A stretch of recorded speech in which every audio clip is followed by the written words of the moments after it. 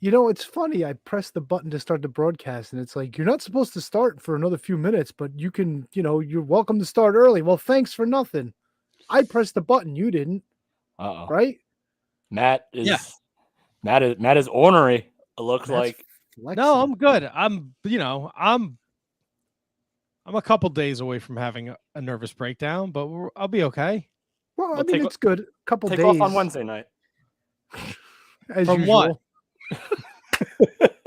I didn't do the show this Wednesday because I had to work last Wednesday. I probably won't do the show this Wednesday, to be perfectly honest with you. Well, why would you? This is the A show. Let's be honest.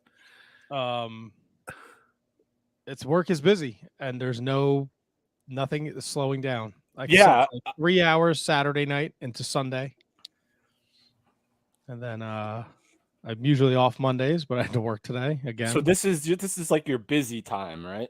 That's summer. Yeah, like you're like I think I've worked for 27 days in a row right now. Whoa. Damn. So and there's no slowing down. You said no. So what are you doing? Like events or just posting up or? Oh, it's all events or all events, private events. Interesting. Yeah. Well, we're gonna have some fun tonight. I'm looking forward to it. Ryan Davidson is joining us from Wildcat Sports, and he has his big match at X-Rated against Trevor Murdoch, the newly crowned NWA World Champion. He's joining us at 7:30. Shameful. Kevin has a top 5. I do. Oh, Matt, did we lose Matt? Are you serious? Matt. Dude, your internet is on the. We have what? Your internet's bad. You've been chopping up. Oh no. Yeah, it's not good. I can hear you fine. Yeah, but you were like. Sorry. We got pay-per-views to talk about. We have some maybe a possible a pick situation that we can get into. Very troubling. There's a ton of wrestling to talk about. More tournaments. Tony was I wish everybody that listens to the show and is in the text and the group chat over here could be part of the text. The joy from Tony on Wednesday night. I don't know why he decided to watch Dynamite, but it oozed out of my phone. It was unbelievable. Yes, there should be a tournament of joy. I think winner gets joy. Should be a video camera on the pizza truck because I was just cackling like a maniac as I'm reading these text messages. Can we read them on the air? Do you still have them handy? Oh, God. I always have them handy. Fuck yeah, dude. How long ago was that? That Wednesday? That's like a 75, 80 texts ago text. Probably a little more than that, the way we chat. No, it's not. Well, no, really? because Matt's been busy. I'm there. I'm there. 8:49 Wednesday night. Tony Z. Yo, fuck AEW. Kevin Grifo. LOL. Tony Z. You know why they didn't have a tournament for the world title? Kevin goes, I know what this is about. I just put a question mark because I'm working. And then in all caps, because this fucking garbage shit tonight. Oh, fuck AEW. Oh, Tony Khan's next bender is his last. Wow, Tony. Wow. That was very hurtful. We're really pulling up the curtain here. And then Kevin was like, AEW debuted a new championship tonight, Matt. And there's a tournament to crown the first champ. And then Tony says, yeah, fuck that shit. I'm out. And then I said, ha, ha, ha. Almost crashed the car. Yeah.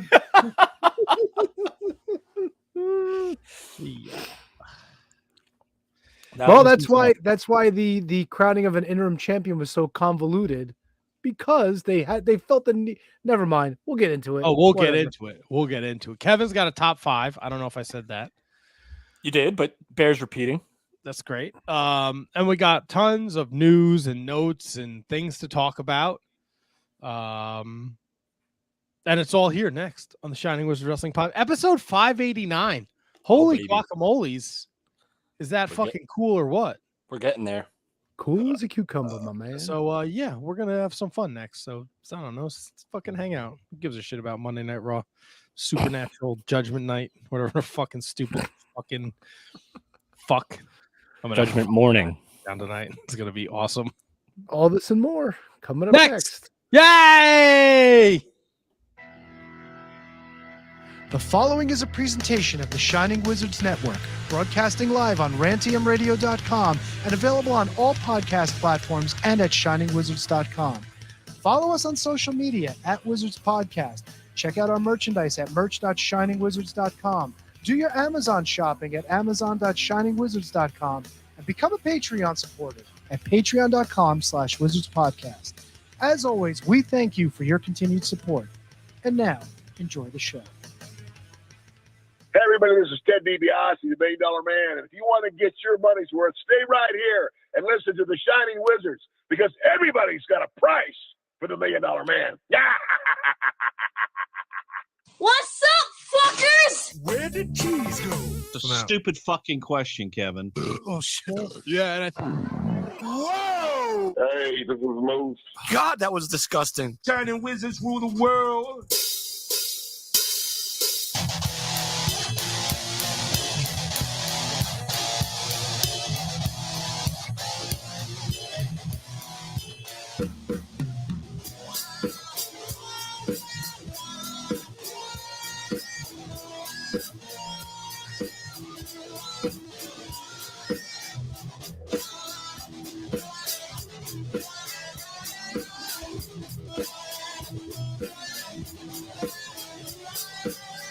You are tuned in live to episode 589 of the Shining Wizards Wrestling Podcast.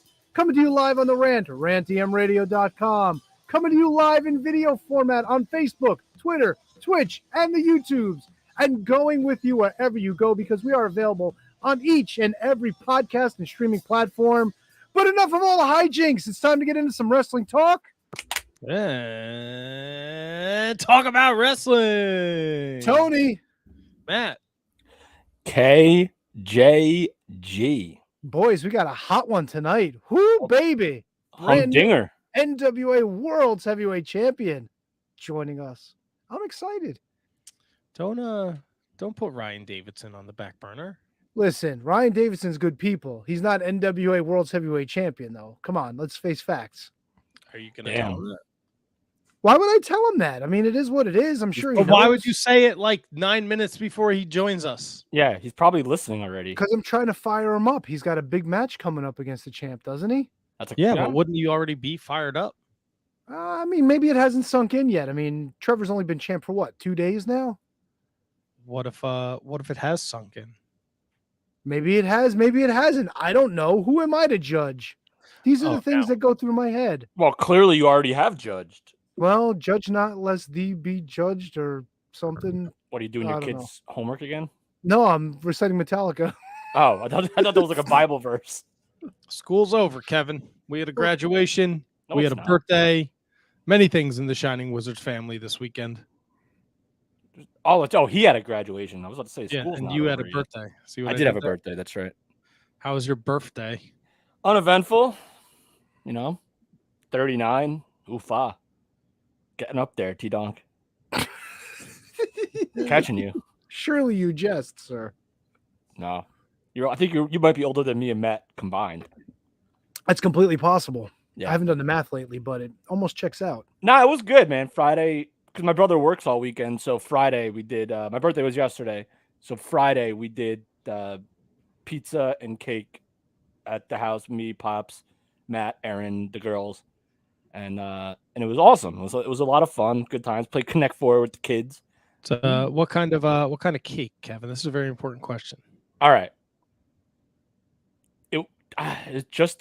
It was a good. I'm assuming they got it at ShopRite. I'm assuming my dad got it at ShopRite. That's fine. I just Not wanna ice know cream if cake. Oh, what? It was not ice cream cake. Okay. It was just Okay. regular vanilla frosting. Very delicious. Vanilla frosting, regular cake substance, not chocolate. I guess I don't know what. Is there like is the yellow cake material? Is that considered vanilla, or is that just considered regular cake? It's like white cake, no? It's yellow cake. Yeah. Yellow cake. Yeah. Well, so- sometimes yellow cake could be lemon too. You gotta. No. It was definitely not lemon. But it was just like, it was cake. Was the cake something you could take into the shower? No, I would not take cake into the shower. Would you eat it while you sat down to pee? I would not. And I don't do that anymore, man. Eat it on the toilet? Well, I've never done that. Okay. Have you ever eaten on the toilet, Matt? Matt looks like a toilet eater. Yeah, Matt Like, is a toilet eater. I picture Matt at a bar. That's Matt's at a barbecue. He's got a burger just came off the grill, and he's got to take a nasty shit, and he doesn't want the burger to get cold. So I could completely see Matt doing that. I could see people doing it. I've brought beverages into the shower. I mean, into the bathroom. People smoke on the toilet too, which is really weird. Well, I mean, 2 birds, 1 stone, right there.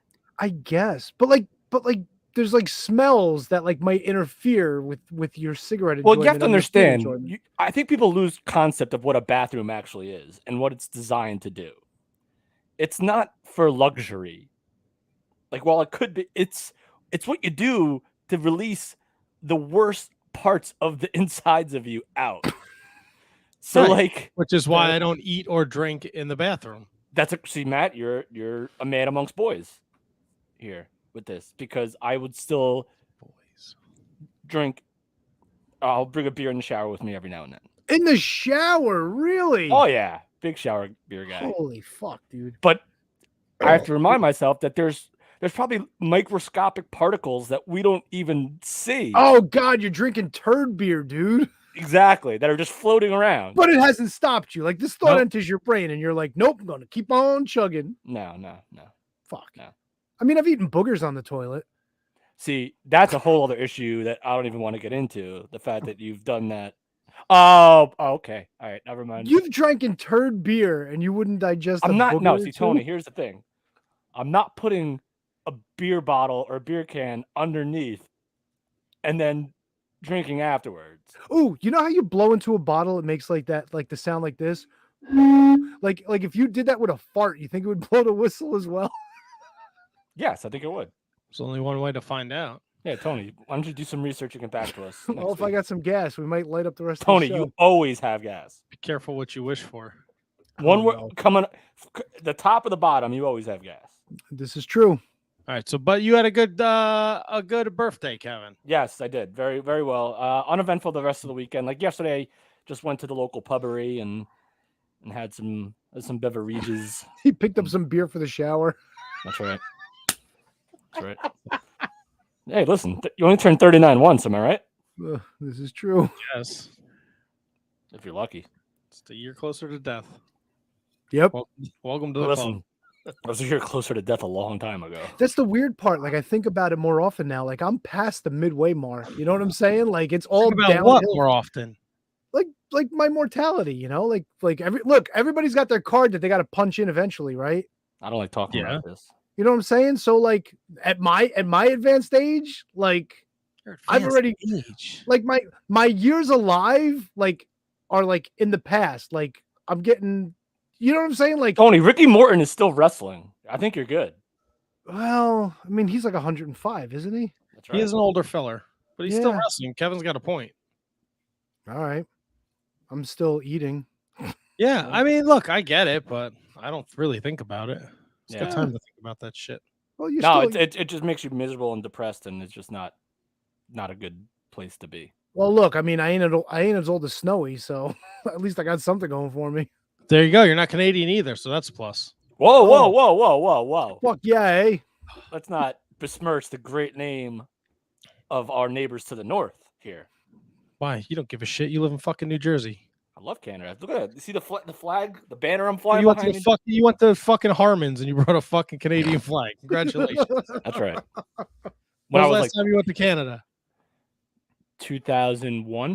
All right, it's clearly not that important to you. Well, no, and then COVID happened. COVID happened fucking 2 years ago.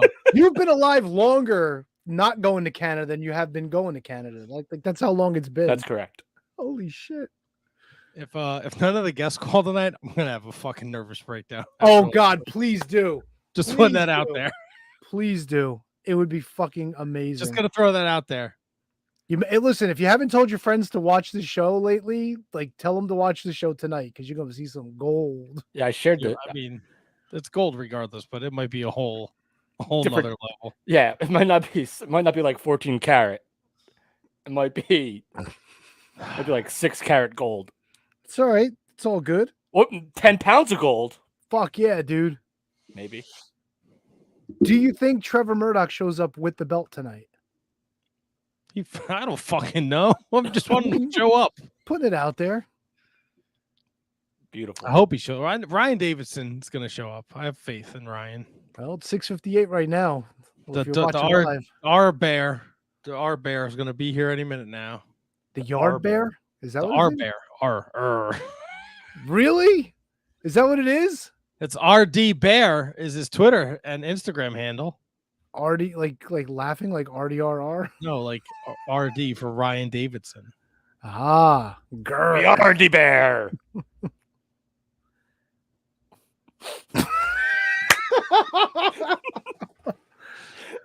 Oh shit, dude! I don't know if you knew. Coming up like soon, I think in July. Yo, Matt Wait, who's is on calling? another level right now. That's your bell. The Neckbreaker guys are going to be in Kearney in a couple of weeks.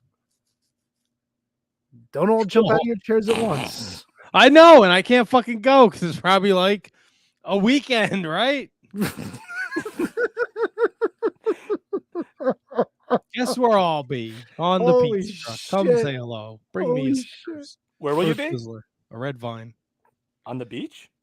Yeah, on the beach. Good fucking luck. That's what I thought you said. Guess what? The closest thing. Oh fuck! I forgot to clean that goddamn litter box. Why, you smell it? No, because you mentioned the beach, and I was going to say the only beach the closest thing I'll get to the sand is the litter box. Clean the litter box, like a note. Yeah. Wait, is the litter box near you? No, it's downstairs on the sun porch, and I told the wife I would dump it out. Oh God! It's on the porch. It's like 90 degrees today. No, Those it's fucking like- turds are probably steaming. Muda doesn't use it ever, but it needs to be. Wait, then where does Muda shit? He has a litter box up here. Oh, so you got one up there. You don't have to I have clean two that up one? here. I have one for Ooh. Muda, and we have one for the girls. And I cleaned them both yesterday. The roommate? Yeah, No, I cleaned both the litter boxes yesterday, but I forgot to do the one on the porch. So I have to do that today. I'm going to make a note right now so I don't forget. So I do it Holy after the shit. show. Clean. Can I use your? Oh no. No, there's a box downstairs. And Muda likes when it's not 100 degrees out, he goes on the sun porch. So we have to give him a place to go potty. So You don't have any of those like high-tech fancy litter boxes, do you? Like no, I don't Like know the if ones those that really rake- work. So The ones that rake the shit. cleaning a litter box is not fun. I mean, it's got to be done. So it's better than taking them out to go to the bathroom. Oh, do you Leash 'em take your up. cats out on leashes? No, I don't want the cats outside. What's wrong with you? Nothing good happens out there. Yeah, they kill birds. They fight other cats. They live a life when they go outside, dude. none of that. I saw a cat kill a chipmunk once and eat it. I had a cat. Do Yeah. I had a cat once. The thing was gone for 3 days. Came back, had a broken tail. You didn't know that about my cat? I've never seen your cat. Oh no, this was years ago. He was That story's a broken tale. my mother threw the cat out of the house, so it became a cat at the shop. Forget it. It's over. Good night, everyone. A broken tail. Good night, Gracie. See you next week. Christian Rocco challenges JJ Rogue. That one got me. God damn. That was funny, Kev. Uh, Holy shit, a broken tail. Oh, fuck me. God damn. Holy shit. I didn't see that one I'm coming. trying not to sell it, but it was too good. What are you drinking an Angry Orchard there, T-Donk? Fuck yeah, dude. I'm drinking an Angry Orchard because I'm not going to lose my mind if I get drunk tonight. Wow. Maybe. I mean, I'll have a drink. I just didn't want one like right now because Yeah, you got to have your wits about you when you talk to the bear and the champ. the champ. Look at this bad boy. Oh, I thought you didn't like those. I do like these. Dude, they've got the lager out now. I just Yeah, haven't but they found don't. it They don't anywhere. have it in. This is only available in one specific liquor store in West Orange. And my brother got it. This. Thank you. Shout out to Matt Grifo, no relation, who got me some. After he just said his brother. So No you're my relation. brother. Matt's my brother. Jesus. Brother. That's Let me. right. Did you guys ever look? I was printing up my notes and I was on Instagram. Have you ever watched the Hulk Hogan IG video? The Hulk Hogan IG? What is Yeah. that? Instagram. Sorry. Yeah, I know, but what is, Yeah, is but- this like a particular? So he's lot like of 'em. promoting his beach bar, oh, he makes hundreds of these videos. right? So I watched one before. He's like, "Y'all want to come down, brother? Do the singing, and you want to see my snake and my banana?" And I'm like, "What the fuck is going on, Dude, here?" you don't understand. It's a fucking scene down there. He's got his store, the beach shop, but he's also got Yeah. like a bar restaurant next Yeah, to he's it. doing karaoke on Monday nights. Nick Hogan's like the DJ, like Jimmy Hart and Brian Knobs hang out there all the time. They're just constantly drinking and singing karaoke. It's the funniest shit. God bless the Just went to Hulkster, man. Panama, brother. I'm gonna play it. I'm gonna see. He's living his fucking best life, dude. I'm good. I don't need to go there. Hang up Clearwater, Florida. Went down to Central America to Panama. Hanging down there trying to get healthy, so came back, walking in Hogan's hangout. Kiss the floor. So glad to be back. Which brings me to tonight. Tonight, karaoke night, Hogan's hangout. Crowning 2 more champions. Man, gonna get crazy. Can't wait to give away that first shot tonight. Hogan's hangout, karaoke night. Gotta get correct. Heading down to the hood. Hanging out with the girls at Ceylon. Woo! Getting all the dirt. See you tonight. Hogan's hangout. 8 o'clock. Karaoke. 2 new champions. What you gonna do, Panama, when my banana runs wild on you? Then he just drops 10 N bombs. I was waiting for it. What's going on with the He's whole? having fun, bro. He's having fun. Go down down, to to the the hood. hood. We're gonna get crunk. Hulk Hogan appeals to a wide audience. What can I No, tell he ya? doesn't. Is this real life? Yes, it is. What the fuck? Oh my god. This Also, all thank you- happened. This all happened when Hogan Knows Best became a thing. Thank you for everyone wishing me happy birthday in the chat, by the way. Yes, but Hulk Hogan is out of his mind. Yeah, pretty much. And I have what, like, my banana's gonna run wild on you? That'd be fucking awesome, dude. You I wouldn't let mean, he Hulk does Hogan- wear a banana hammock, so it does make sense. You wouldn't let Hulk Hogan's banana run wild? On I don't me? think I'd have a why choice. not? Look, how many wrestlers over the centuries has Hulkamania run wild on? You wouldn't mind Hulk Hogan's banana running wild I either? don't know, man. I've seen. Come the on, banana. bro. I saw He's the the banana. Hulkster. It's nothing to write home What about. else? What else did he say before the banana? Wait, you what? Yeah, You've seen? Oh yeah, the video, dude. Yeah, the that's right. video where he bangs fucking Bubba the Love Sponge's wife or whoever the fuck that was, Mad Yeah. Cow, Oh, whatever. I never knew that Heather was Clem. actually made available. Oh yeah, dude. I mean, I'm good, but I've never. Oh, dude. I don't understand how you never want to watch stuff like that. What did he? What else did he say? He said banana, and he said something else before. Hood. No, it was like my banana, and I was thinking like it was another wrestler's gimmick. Anyway, it's not important. But this Hogan's Hey, not well. what other wrestler had a banana gimmick? I don't think anyone did, other than maybe Jungle like Jim someone Steele? I don't know. someone in Adam Rose's conga line. A lot of bananas in there. Fucking To, bananas. Oh, Here we go. no guest yet, so we're doing great here. What do you guys want to talk about? What do you want to talk about? Oh, You wanna do- fuck me, I don't know. Can we do picks? Can we do picks? You want to do picks? Do you want to address this situation? Oh yes, this is what I told people to tune in for tonight on the old Discord. If you're not in the Discord, by the way, it is a fun place. We don't plug it enough, but there's good people in there. We talk wrestling, we talk books, we talk music. What else we Books. got? Oh yeah, we talk Marvel Cinematic Universe and DC and all the promotions and we post fucking funny memes and shit, and we got accountability for DDP yoga and exercise and getting healthy and getting in shape. It's a good place. It's a great place. Books. And the reason why I bring this up is because I put it out there for judgment. So Matt, let me ask you, we had how many pay-per-views to pick this weekend? We had 2.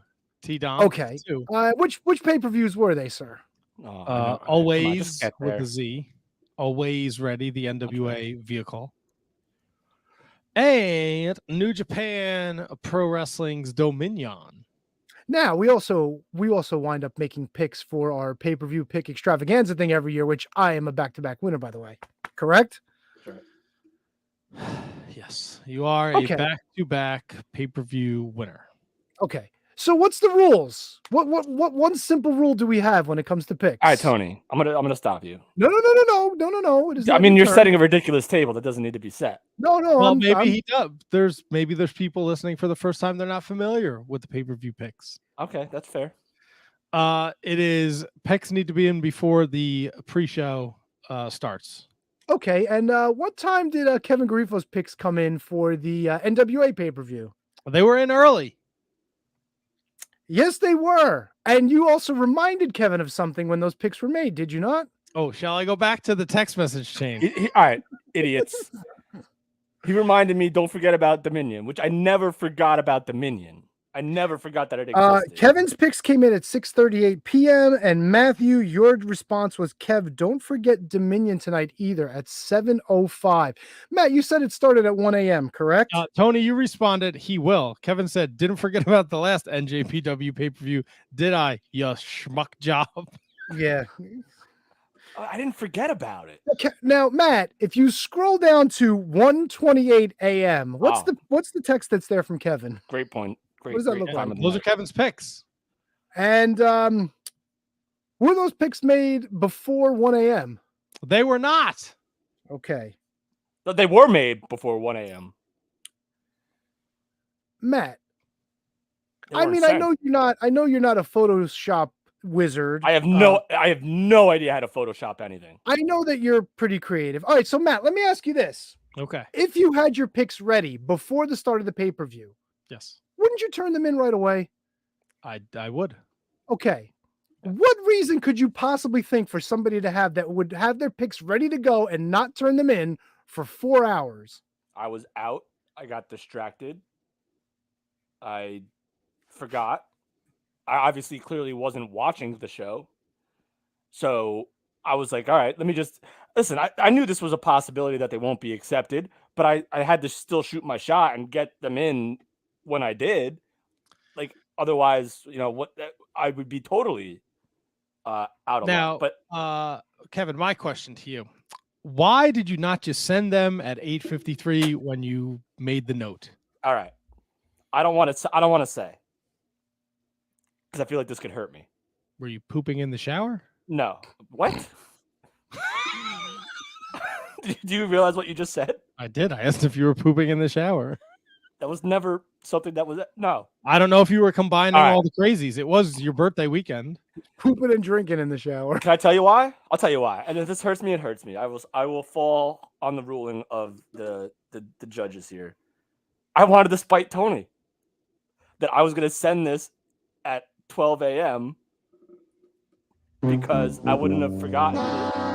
And I was going to send it and be like, oh, yeah, look who forgot now.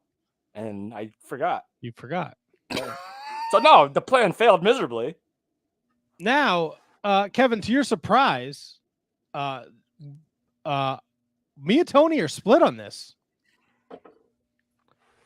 I actually don't have a problem because of the note with the time that read 8:53. I think it is silly that Tony thinks you would doctor something because he clearly knows you, and we both know you're not the most savvy. That's right. With the technology. I have an iPhone 5. I also. Your iPhone 5 does have a send button where you can press to send your texts on time, right? No, that part's on me. But in terms of being able to doctor something with my phone is completely ludicrous. But that's a moot point at this juncture because you admitted that you did not get your picks in on time. Right. So you admitted it. According to the textbook rules. Now, I don't think I did that great in the picks. Doesn't matter. I understand that. If you're gonna die on a hill about principle, then yeah, all right, whatever. I have another theory. Oh, this involves you, Tony. Me? What did I do? Because somebody did really good at their NWA picks. Oh, I know. I didn't think I shit the proverbial bed, but somebody ran away with it. I was very impressed. So I think but that in fairness, I think that factors in. Not at all. Here we Not go. at all. Here we go. Not if I ran the table for the NWA and you guys went offers, it still would not change that fact. Oh my God, Tony, you did boo-hoo. not. Irving. You did not run the table. You didn't even come close. You It weren't was the one. it was a hypothetical. I said if roles were reversed and I crushed my picks for NWA, wouldn't change the fact that we do have a fault here. Doesn't change it, dude. Now, I suggested that I had no problem with Kevin's picks because they were on a note and it did say 853, and him and you pretty much had the exact same picks. Which I didn't even look at, by the way. My suggestion was Kevin's punishment is that now going forward, he always has to be the first person to send his picks. I don't like that. Well, then you should have said don't your have a picks on choice. time. You don't get to walk. You don't get to walk away scot-free here, Kevin. You either take an 0-10. This is just and I don't know what me and Tony did not go back and forth. It was a very short text conversation. You're either 0-10 or you have to get your picks in first. That would be my ruling. It's not all right. I mean, if I have to choose, Tony, do I have to choose one of those? You know what? Listen, I am the arbiter. I like to play by the rules, but I also believe in being fair. Matt's suggestion, whether you enjoy it or not, I believe is a fair compromise. Yeah, I mean, And to be honest with you, it's better than Matt and I being split on this and then we don't know where to go. Or Matt and I could be in agreement and at least we have a compromise. And I'm all for compromise. I think it's fair. From now on? Well, till the end of the year. Well, the end of Can we do maybe like a 4 pay-per-view thing? Can I appeal and get my suspension down a little lower? I tell you what, Matt, if this is fair, we will count his picks. Okay. We will take his opinion under advisement, and we will decide for next week what the appropriate amount of time is. Now here, and I don't mind that. Okay, maybe a year is too harsh. Yeah, the rest of the year. It's a lot of pay-per-views. But Tony, this decision I don't think can wait till next week because we have a pay-per-view this weekend. Well, for all intents and purposes, Kevin will have to have his picks in first. I mean, it's going to go at least 1 week. Am I wrong? No, fair. I'll put him in first this week, but when you're, I mean, I have no choice. Otherwise, if the alternative is I lose everything, even though Matt says that he had no problem with it, the fact that you have no problem with it and you're still issuing me a punishment is kind of weird. Well, I mean, there's rules in place for a reason. Tony, do you honestly think that I did that at 120? I made those picks at 126. No, but the point is, whether you made the picks at like 4 in the birthday morning weekend, on give me a Friday. birthday present here. So what? We all have to This suffer fucking guy because you wants turned fucking handouts 39 all the time. Give I me don't- this, give me that. It's my Yeah, I birthday don't- weekend. You made the fucking notes at 8:53. Just send the fucking thing. 10%, dude. I You was had mad enough at time. Tony for assuming that I would forget. Did you fucking make a list of all the people who texted you and wished you a Facebook happy birthday? And did you see if they all both did it? What do you mean? I don't Remember our argument a couple weeks ago? About which? Oh, no, but they're all up here, and I'll get back to every single one of them individually. Don't waste your time. You know, I didn't wish you a happy birthday on Facebook. I just texted you. That's right. Thank you. Yeah, of course. But I wouldn't have hated if you did it on Facebook. I don't think it's a hit. Here's the thing. We have these rules in place for a reason.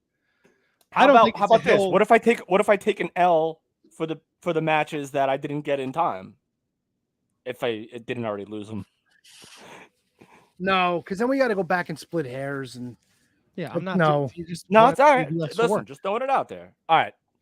Yeah, because we don't make the picks match by match. I wasn't watching. I didn't have it on. I was out. I don't know. Yeah, but at 8:53, when you had your picks ready to go, you just press send. Right. That's a great point. I didn't.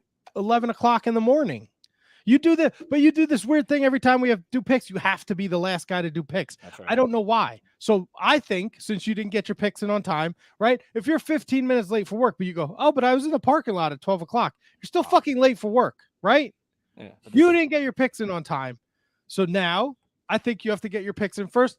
4 is good. I don't care if we do 4. You want to do Impact, Forbidden Door and whatever Money in the Bank and whatever's the one after that, those 4 you have to have your picks in first. I'm okay with that. I just don't. The thought of people playing off my picks kills me.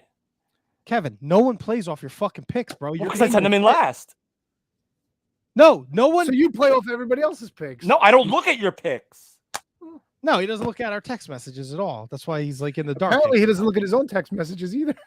Kevin, I don't give a shit what you pick, and I don't give a shit what Tony picks. My picks are already. When I look at the card, here are my picks. Press send. I don't give a shit. All right. Yeah, You know, God I look forbid at you him. follow. I have to do the fucking standings. God the next forbid you day. follow Matt. I will take a Jesus. 5 if it appeases the court. I will take a 5 pay-per-view suspension where I have to get my pay-per-views and my picks in first.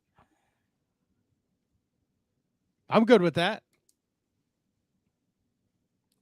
It wouldn't be my number, but What's your number? Give me your number. no, We could work something out. For the sake of moving this along. No, what's your number? We could work it out. No. In fairness, I will accept the 5. Kev, don't ever listen. If the judge is deciding in your favor, don't ever talk him out of it. But I want to 5 make is- sure that I'm being fair to Well, you. you suggested it. Matt and I agreed to it. What more do you want? I All started with 4. Happy birthday, Kevin. That's right. I went up a game. That's right. I went up a pay-per-view. And I did that intentionally, by the way. There What did you go. do intentionally? I went from 4 to 5. So I will the next 5 pay-per-views, I will let you guys read my picks and then pick based on No. my You have No to one's submit reading your your picks picks. first. Kevin. Just fucking submit your picks before us. I Yeah, don't care. Now, Matt, Oh, I was joking. Yeah. Matt, Motsbach, he poses an interesting question. So if Kevin doesn't get his picks in, does he lose? Not only does he lose, but Matt and I get a fucking perfect Wait, no, score wait. for each That's pay-per-view he not doesn't get possible in. because I have to be the one that gets them in first. You guys Yeah, but can't if you submit them. forget to- You guys can't be. You can't be Yeah, but you submitting it can't like. send him at like fucking 6:59, and then me and Tony have to scramble to find our. No. Of course not. Of course not. How about this? Then we institute a 2-hour buffer zone. I have 2 hours. Kevin's got 2 hours to get his picks in. 2 hours before the pay 2 per view hours to get before the them in. pay-per-views. I like it. For 5 shows. And if Matt, if you're working, I'd be willing to go longer. No, I just need. That's fine. I'll figure it out. I could put it. I could put it in my notes and screen cap it, and then when I see your text come in, boom, I'll just send mine. Usually, I send them so early because I know I'll be working and I'll be busy. Right. All right. So now, thank you guys for allowing this to be the punishment. I think it's fair under the rule. Kev, we were going to be fair, but to be honest with you, you had to ride the hot seat for a little bit tonight. Oh, of course. I know. This if you I'm so thankful that you guys disagreed. Because if you both agreed that I should take an offer, I would have had no choice to accept it. And I would have accepted it. But the fact that you guys didn't, I'm very thankful, especially to Matt. But now I'm thankful to Tony too for this compromise. So now can we get into And you it? guys had very similar picks, so I was like, well, this is not going to. I was like, this is not the hill to die on. This Right. is not worth the fight. No, And if I Kevin took swept 10, this would definitely. if I had swept, I would have been way more conceding to taking the L because that would just be. I mean, I know we say it shouldn't matter one way or the other, but if I swept, that would look terrible. You did not though. That's right. No, I don't think I did well at all. You Well, and Tony. Wait. Let's find out. It's time for the Shining Wizards pay-per-view pick extravaganzas. Dominion and always ready. So I don't. So here's now I have a fear. Uh-oh. Because we were go for Ryan Davidson at 7, but now since it's Ryan Davidson against Trevor Murdoch, I have a strange feeling they're both going to join us at 7:30 to kind of do a face-to-face. Ooh. Or Ryan Davidson's going to call it 8 o'clock because that's He what time thinks it would it's- be 7 o'clock over there. But we'll find out. So I don't want to get too deep into picks and if we're going to get interrupted in 8 minutes. So I'll just go. Here's where let's start with always ready, since the new NWA World Champion will be calling in. Now, we did not know the status of the Matt Cardona Nick Aldis match. We all picked Nick Aldis. Now, Right. I did not count this pick because I think we all would have probably chose differently if we had known it was going to be a 4-way. Is that fair? Yeah, and usually whenever we have a change in matchup, whoever's watching tries to give the heads up, which I did, but I was not expecting anybody to actually answer. But I had to throw it out there, per the rules. And since nobody responded, it is what it is. I think it's absolutely fair. It happened. It happened in pretty bang bang, Tony. Your text it was to when it actually happened was pretty bang bang. So, well, I did not count that match. Okay. I mean, at the end of the day, it's kind of moot because we all had all this, right? We all had all this, yes, but I don't need any more losses on my end, okay? That's the word of the day today, moot. Kevin, he was the brightest star at the NWA pay-per-view, going an astounding 8-2. Yeah, Kevin ran the shit, man. Kevin had the money on that one. Beautiful. Tony with a respectable 6-4. And I carrying up the behind like I usually do. Oh, Jesus. 5-5. All right. Well, it wasn't a losing effort. So what did I lose? I lost the women's tag match, and I think we all lost that one. And I lost Taya, yeah. Yeah, I was kind of surprised at that. One. I guess if you're maybe they were just bringing her in. I really don't know. Because they made a big deal out of it, like making her debut, I mean, now, you would think Markova could have taken a loss there. Yeah, and didn't she? I thought she lost a couple weeks ago to like Kenzie Page or something. Or am I making that up? No, it's possible. Kenzie's been on a roll. I told you, No, you know what? There was a week where Kenzie wrestled. Oh God, she wrestled. I think it was Mickie James and Natalya, and I think she lost both. But she's been looking really good, really good. One half of the new NWA Women's Tag Team Champions, by the way. Yeah. Now, Tony, you watched the show. Kevin, did you have a chance? I did. All right. Tony and Kevin watched the show. I did not have a chance. Highlight of the show for me, women's tag match. Ella Envy grabs one of the titles, and as the referee takes it from her hands, she hauls off and kicks Marty Bell right in the baby maker. Holy cow, dude. Were they heels going into this match, Tony? It's kind of weird. They were hugging kids at ringside. Well, Kenzie Page also had family there. They were all in the front row. But Kenzie's thing is like she's just been getting fired up lately. Like she just gets angry in the ring. Whereas I think Ella Envy is just playing a heel, and Kenzie tries to keep her under control. Because the announcers kept harping on the fact that, Kenzie doesn't know what happened. Like she didn't know that Ella Envy, kicked Marty Bell below the waistline to get the win. Yeah. That was a good visual. That was fun. Dude, she just like a off. Oh my God, she monster shot to the. You know what though, man? I didn't pick it, but I don't hate it. I don't hate it at all. I didn't love. Other than that, I didn't love this match. I mean, I'm kind of into it because I know the players. Right. It wasn't the best match of the show. Right, of course. That's basically what I was getting at. And I hate to be that guy that critiques like wrestlers doing stuff that I can't do. But it was very awkward for me for a lot of it. You know, it was really awkward. The one that I was very surprised at, and I wouldn't even take the pick back. I would pick it again. Mims and Tyrus. Bro, yeah. I get they played Mims up with the shoulder gimmick where he was hurt, but there was a whole lot of waiting here. This should have been Mims's night to take that belt. It should have been. I don't watch enough to I mean, I try to get it in every week, but I don't watch enough to know how they really feel about Mims, as opposed to how I'm pretty sure I know how they feel about Tyrus, which I have no idea why, no disrespect, but like Mims is like the guy that I want to see Mims as like a champion. Oh, me too. I was 100% for Mims in this one. And I think somebody had brought it up, and I think it's because Tyrus walking around with the championship, carrying it on television is like a big plus for the NWA, because Tyrus still does TV every week. Right. Does he still do like the news stuff, like the Fox News? Yep. So to have this big dude out on a national news channel with that belt sitting there, that's a pretty big visual. And he had some fun heel spots in this. Like I believe, I guess Mims had bandages on.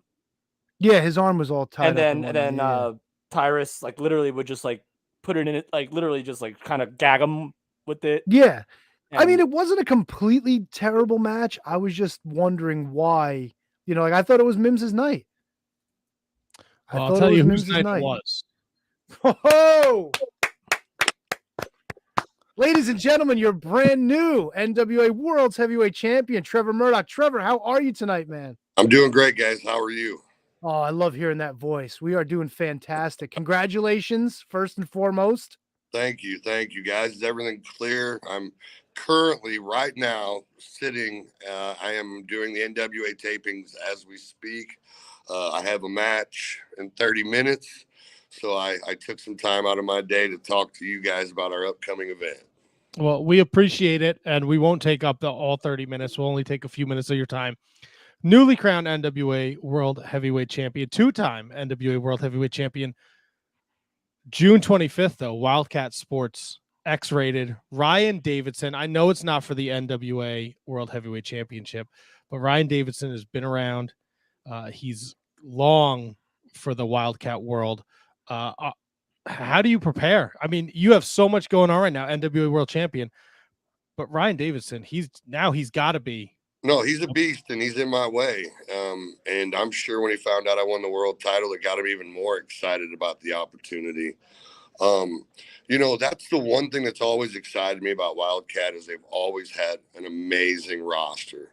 And the men that were world champions were grown-ass men that could whip ass. And Ryan's no different. The thing is with me is I'm currently on a train, boys, and that train's moving forward. And if you step in front of it, well, I'm sorry. What happens. This is my career right now. I'm doing some of the best work I've ever done. I'm on top of my game 100%. And big, small, green, yellow, fat, skinny, I don't care who you are. I'll take you on. Challenge is open to everybody. I would have given Ryan an opportunity for the NWA World title if we would have had some more time to work out the contract deals. Obviously, things happen quicker, out of nowhere, and I don't have the opportunity to give him that shot. Maybe, just maybe, if he beats me, he might get that opportunity. interesting. Nice. I kind of like that. Trevor, speaking of opportunities, I know I watched the NWA religiously. I know you've been on a tear. And unfortunately, earlier in the night on Saturday, friend of ours, Aaron Stevens, was your opponent early in the night. Must have been a little bittersweet to have the privilege of wrestling him in his swan song and also to have to send him on his way with a big loss. That's where, you hear the additives, you're here to make friends or make money. That's where that statement comes from. Again, I don't know, why Aaron would choose me to be his last opponent to wrestle. Most guys want to end up, go out on their feet. You know what I mean? And again, gentlemen, right now I'm in the middle of no nonsense bullshit. I don't care about what's going on with other people. I know that sounds horrible, but sure as hell it's working for me. So I'm focused. I'm focused on what's going to happen, what I'm going to do. And Aaron, God love him, sometimes doesn't make the best decisions. And it wasn't a good decision to have me as his last opponent. So speaking of decisions, Kev, let me follow up real quick. I'm sorry. I know you finish opponents off with the top rope bulldog, but I saw you hit a plancha to the outside on Saturday as well. Right. Is this part of Trevor's new, nothing standing in my way, I'm going to beat him no matter what it takes? Well, that's it. It's to the point, like NWA is growing so big and we have got so many talented wrestlers that at that point, it's almost, kind of throwing everything in the kitchen sink at somebody. At Always Ready pay-per-view, I was in there against not only Nick Aldis, Tom Latimer, and Sam Shaw, three guys that could be world champion at any moment at the right time. So you step into the ring and you see an opportunity. It's one of those things. I sure as hell didn't think I was going to do it, and it wasn't. It's just an opportunity, and let's see if the fat man can get some air. So how prepared were you when this match was kind of announced? How much did you know about it? And do you feel like you didn't get the revenge you needed on the former champ Matt Cardona? Me and Matt are gonna have our dance. Nice. Whether I'm world champion or not, he owes me a W, and I'm coming to get that shit. Nice. Now, would I have rather have had Matt in there for the world championship? Sure as hell, yeah. I want to. I'm the world heavyweight champion. That means I beat the best, and Matt's one of the best. He's lucky that, unfortunately, he had a bicep tear, and once I knew that happened, my attention moved directly towards Nick, because I know Nick was swarming around it.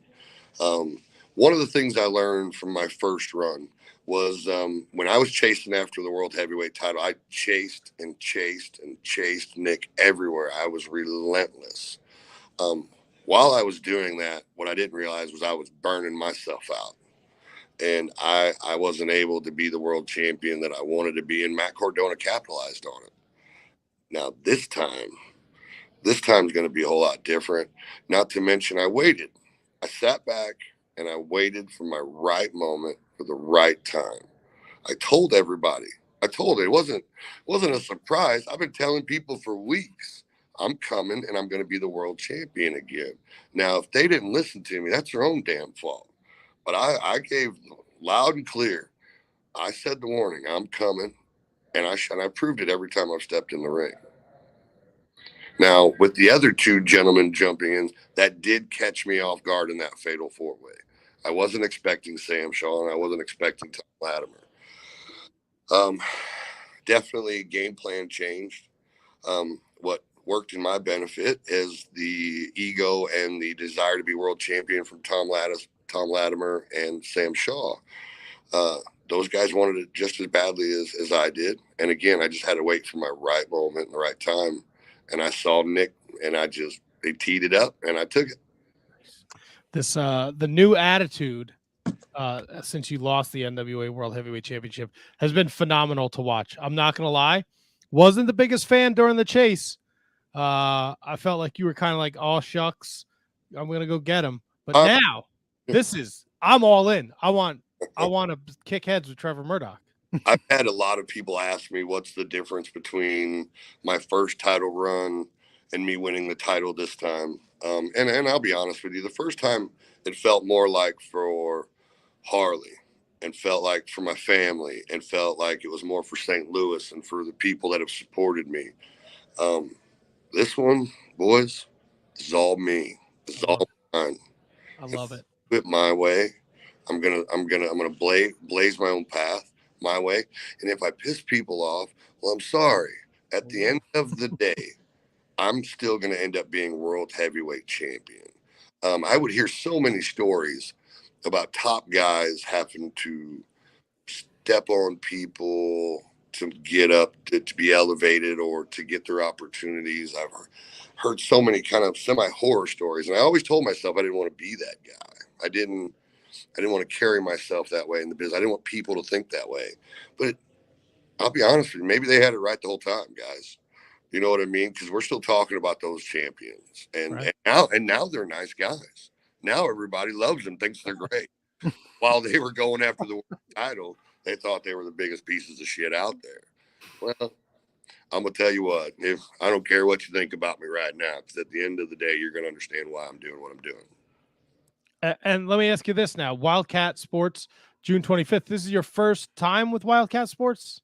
Yeah, I was planning on coming down, and you know, Wildcat Sports has grown, and a lot of people know about the company. They put on great shows, huge houses, great matches. And I had planned on coming to Wildcat, and boom, the pandemic hit, and it just shut everybody down, shut everything down. And, you know, I just figured I'd have to wait for the right time and right moment. Wildcat Sports picked up. I heard that, you know, that they were going to be doing a show, and I called up the promoter and said, hey, let's do some business. And he goes, what do you want to do? And I said, I want to fight your world champion. And he goes, yeah, let's get her done. Nice. Get her done. Now we know this is 21 and over at the Southport Hall. You're victorious. Let's just say hypothetical here. You're victorious. You beat Ryan Davidson.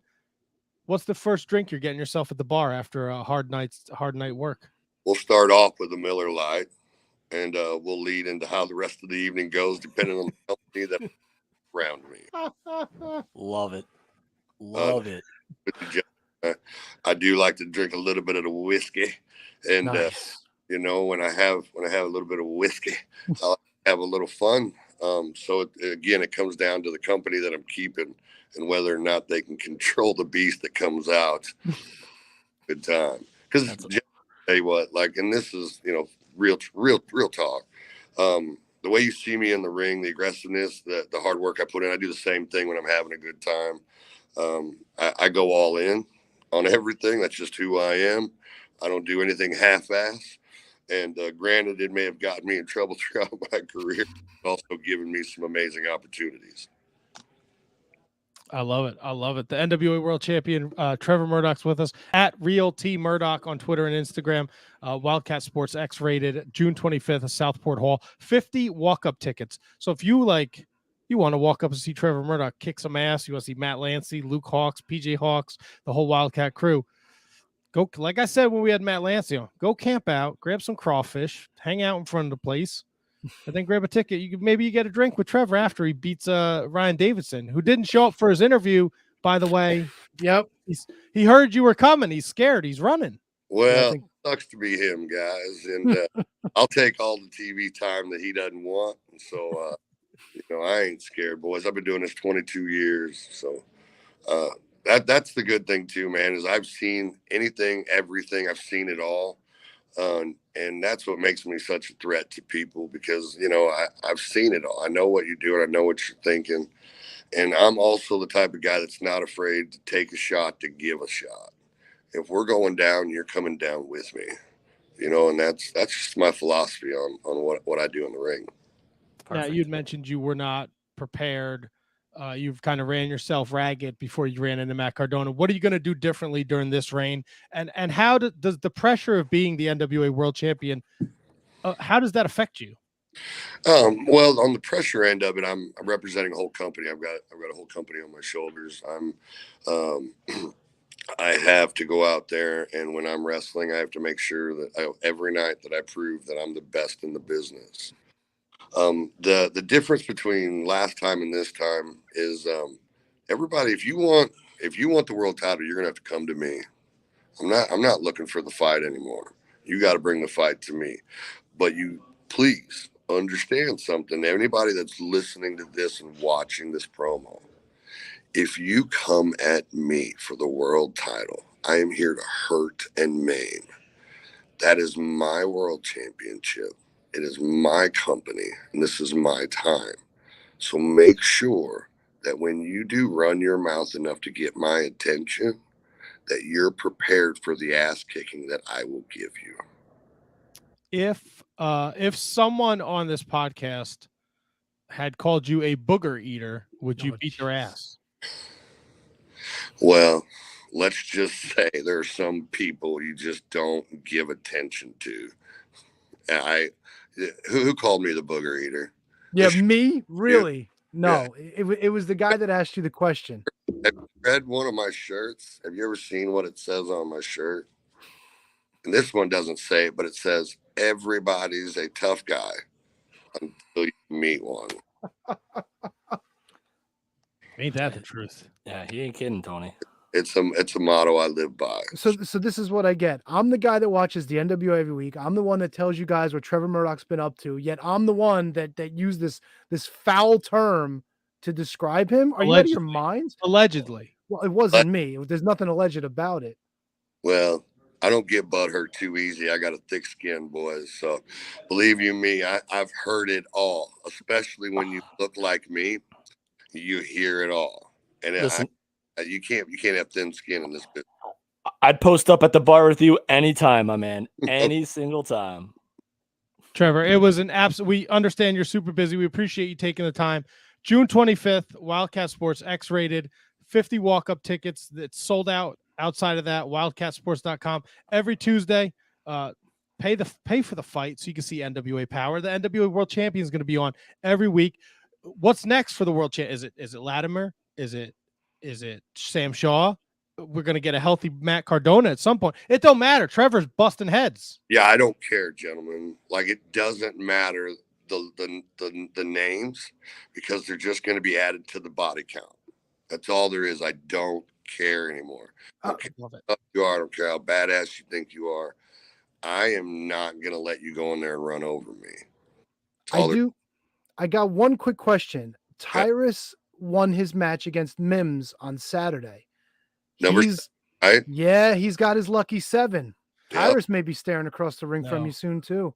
No, you're 100%. Like, those are the things that I do think about, and I have to keep my eye on guys like Tyrus, because he is a monster. And I have watched him get angry and crush people, not only in the ring, but outside of the ring. So I would be an idiot if I told you I wasn't keeping an eye on him. And most likely, with my luck, the way it is, him and I are going to be standing face to face. And it may be the worst night of both of our lives, but you guys, the fans, you guys are the ones that get to enjoy it. Well, we will definitely enjoy it, and we've enjoyed this, Trevor. Thank you so much.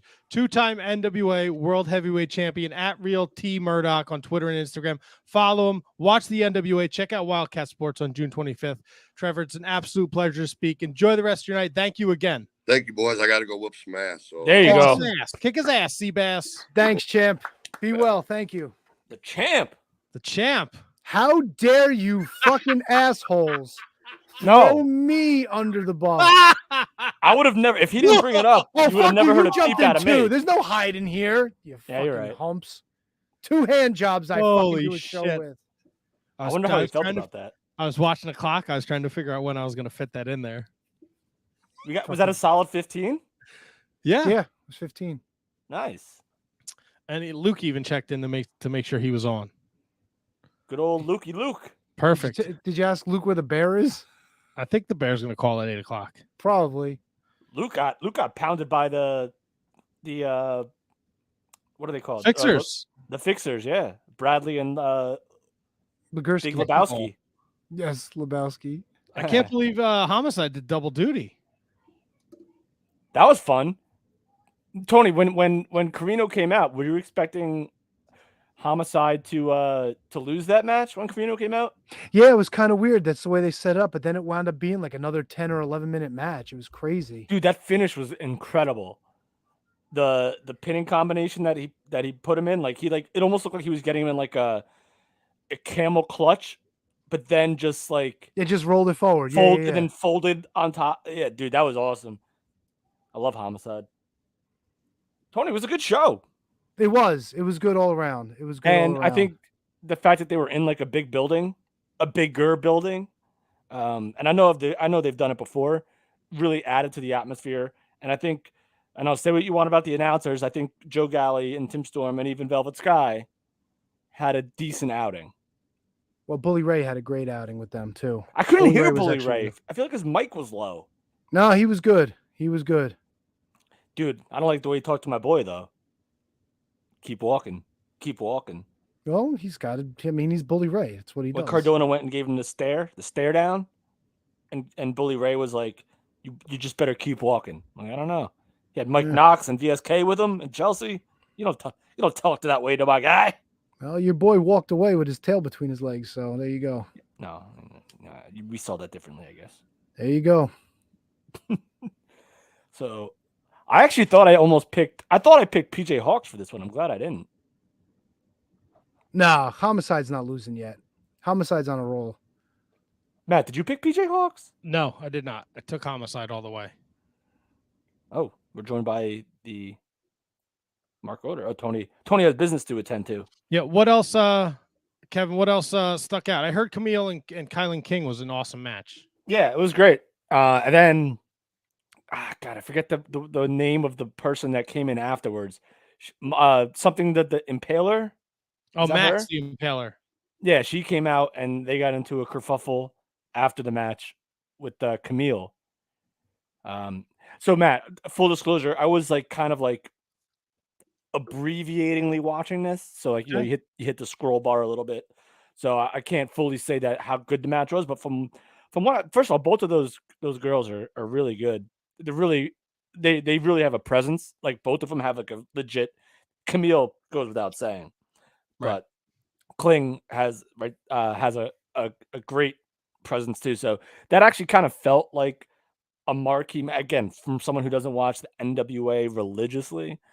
It felt like a really cool marquee match. It felt like this was like the first time in a while where it felt like Camille could probably lose the championship. Nice. So yeah, so the match from what I saw, the match was great. I was watching it at work, so I had to scroll bar a little bit, but it was fun, and Camille's still the champion, and now it looks like she's going at it with Maxie Impaler.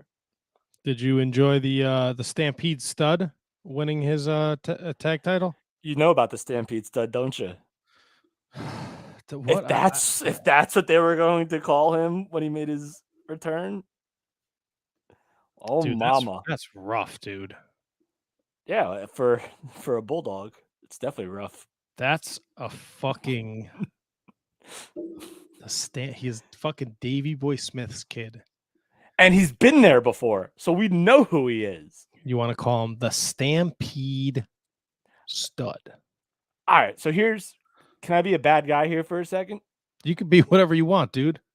I don't hate the idea of it, of someone being called the Stampede Stud. I think, but if you're like the Stampede Stud Harry Smith or the Stampede Stud Davey Boy Smith, I wouldn't have an issue with that, because we've seen worse in like everywhere. Of course.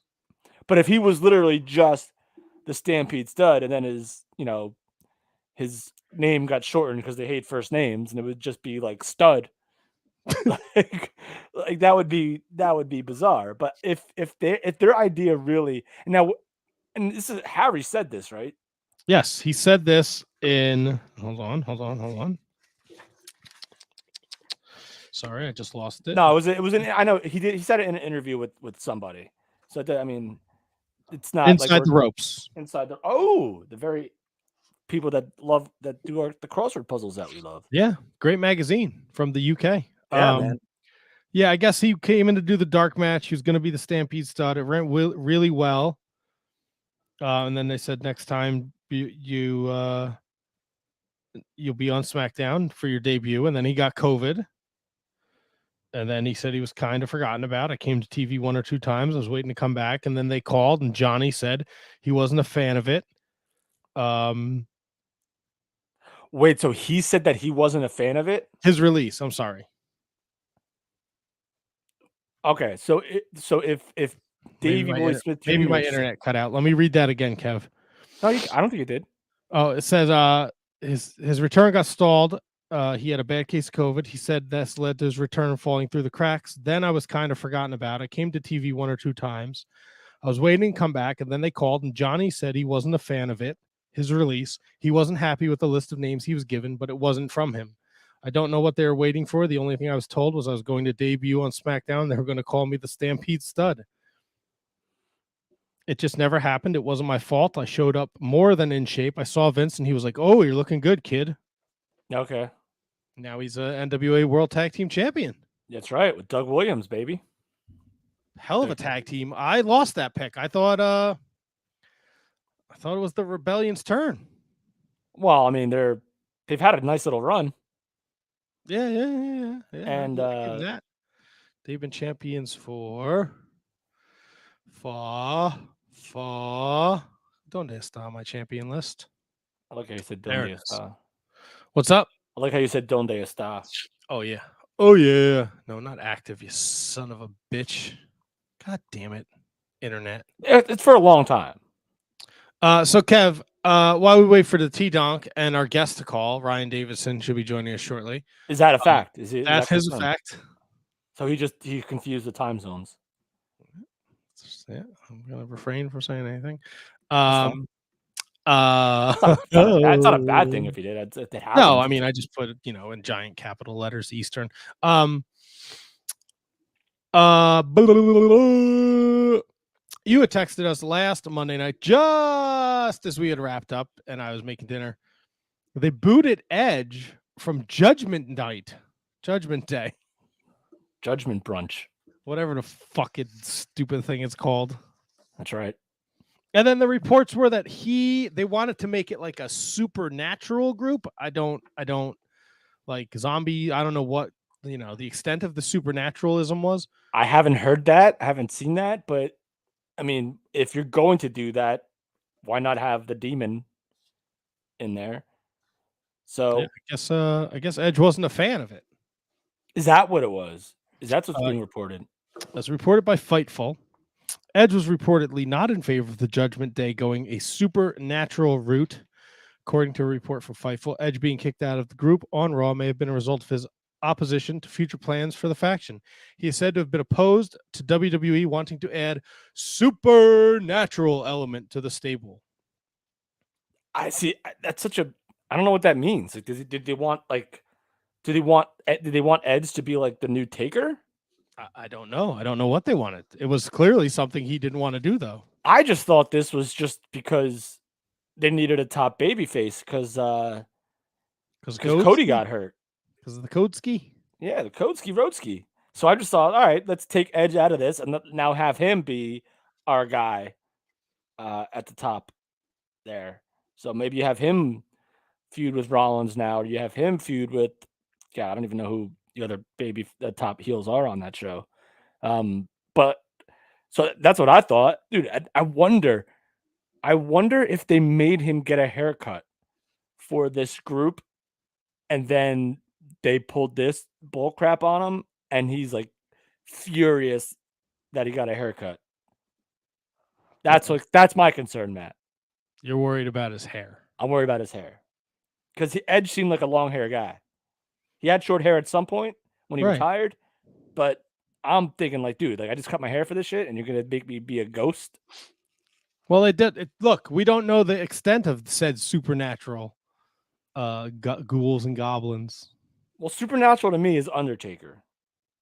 Sure. Right? Because that's what they called him. He was the dead man, so he's like a ghost. Yeah. So if Edge is a bat, so my take with this, just from hearing it for the first time ever, is that he thinks it would take some of the realism away from the group, which is supposed to be evil, bad men and women. Just like, that's it. Like, this is what we do. We're dark. We're like the House of Black, if you will. Right. Maybe they were going to go like a Papa Shango route, and he was like, no thanks. Where they go start putting black magic spells on people. So is Edge, do you know, Matt, if Edge is scheduled for Raw tonight? I believe he is. Okay. So and the plan for Finn to join the group, that was happening after Hell in the Cell regardless. So Finn would have been in the group with Edge. Yes. That would have been cool. Because Finn as the demon and whatever they may have wanted Edge to do, and Rhea and Priest probably could have worked if it wasn't too, and this is never not in question with WWE, if it wasn't too hokey or too cartoony or too gimmicky. If they kept it the same way and Finn joined, that's a monster group, man. Yeah. But he's out now. Yeah, and I like Finn. This actually elevates Finn a little bit. So if it resurges Finn's career, which they've done so many different things to try to, maybe not try to, but they've stopped and started him so many different times in so many different ways. Whether it was going back to NXT, whether he got hurt, whether Bullet Club or whatever he was there with when he first came in, he was with no, he wasn't. That was AJ. But at some point he was associated with Carl Anderson and Gallows. Yep. So like if this is a push for Finn Balor to maybe get back up there, then I got no problem with it because I need me some Finn in my main events. Of course. Love the eggplant. That's not what I meant at all. How about I think it's happening. It's not happening at Money in the Bank. It's happening on SmackDown, Riddle and Roman Reigns. They like Riddle, and it's good that they got the titles off of Randy Orton and Riddle, because now, like, if you want Riddle to be a top guy, this is your chance now. If you want Randy Orton to go back to being his constant main event player guy, now you have two different guys that could be in the top of your card. And again, this goes back to the the Cody being out thing. It helps having now separating these two guys and making them both individual main event players. They announced 9 months for Cody. I think that's John Cena Edge speak. Sure. It's right on time for the Royal Rumble. No, I mean, I'm right. Like, Right. it's going to 6 months be, from now. they're exaggerating the length of time Yeah. he'll be out so he can come back early. Make a nice video of him training hard. I don't think you show him. Nothing. Not even the American flag skull thing. What's that? Too. Flex skull? The flag skull fucking ugly tattoo he has.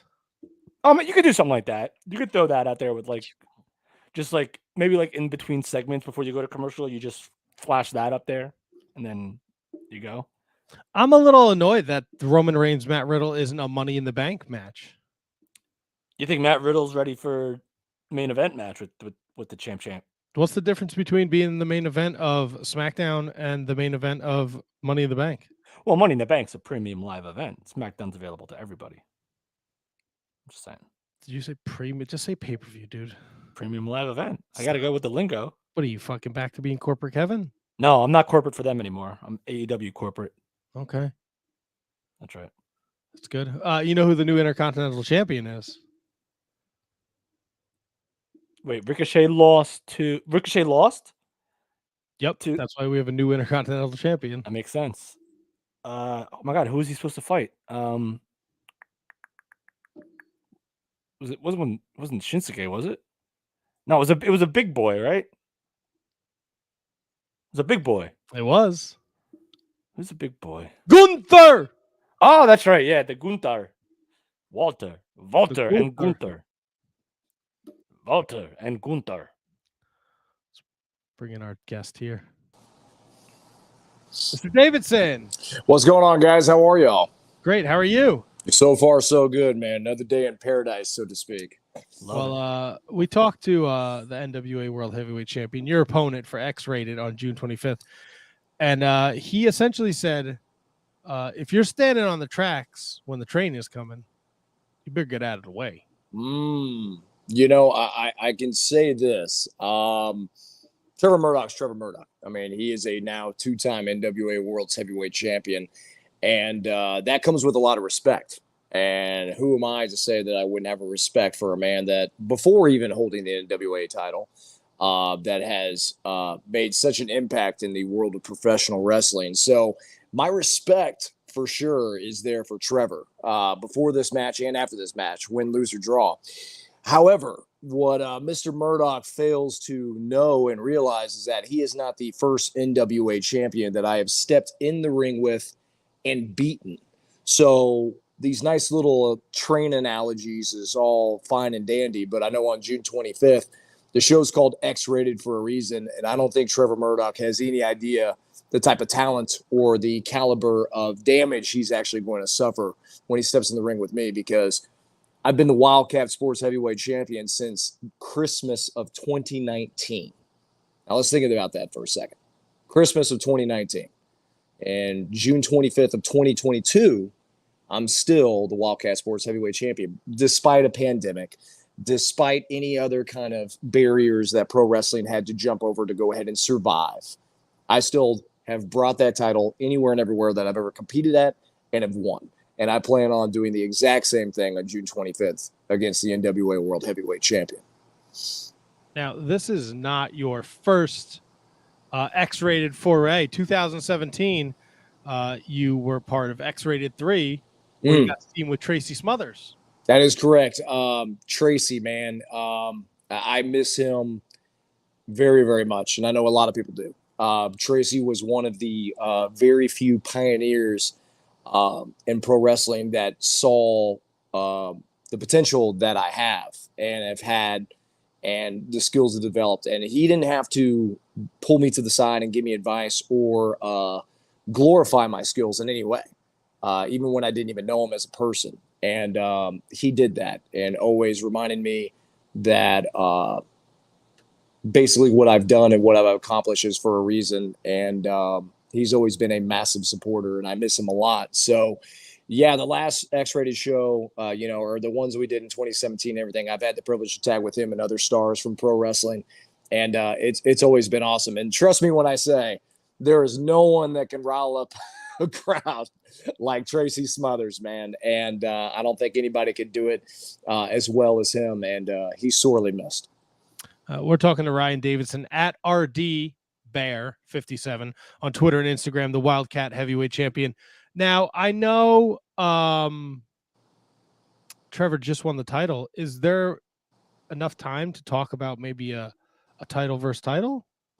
I can tell you this. I would say I was shocked but not surprised because, once again, Trevor Murdoch, despite his trash talking, because, I mean, that's, I guess, was what you have to do, right? I'd figure a guy with him would have a little more class, but that's just me.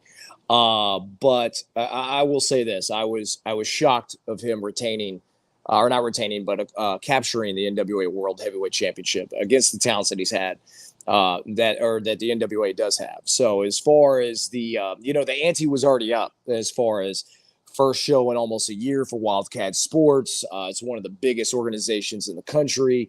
It's an X-rated show, which means that anything goes from literally the moment the show starts till it ends.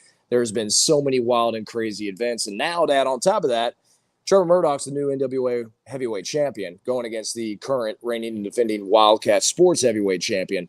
So now it's just that much bigger of a matchup, in my opinion.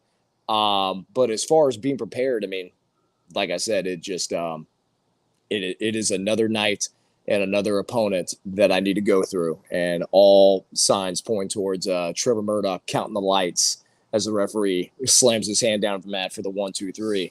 So once again, I am jazzed up for June 25th. And if you're out there listening, you should be too. We had Matt Lance on a couple weeks ago. He's going to be taking on Shane Taylor, first time ever. Ryan Davidson here taking on Trevor Murdoch, and more matches to be announced June 25th at Southport Hall. 50 walk-up tickets, available.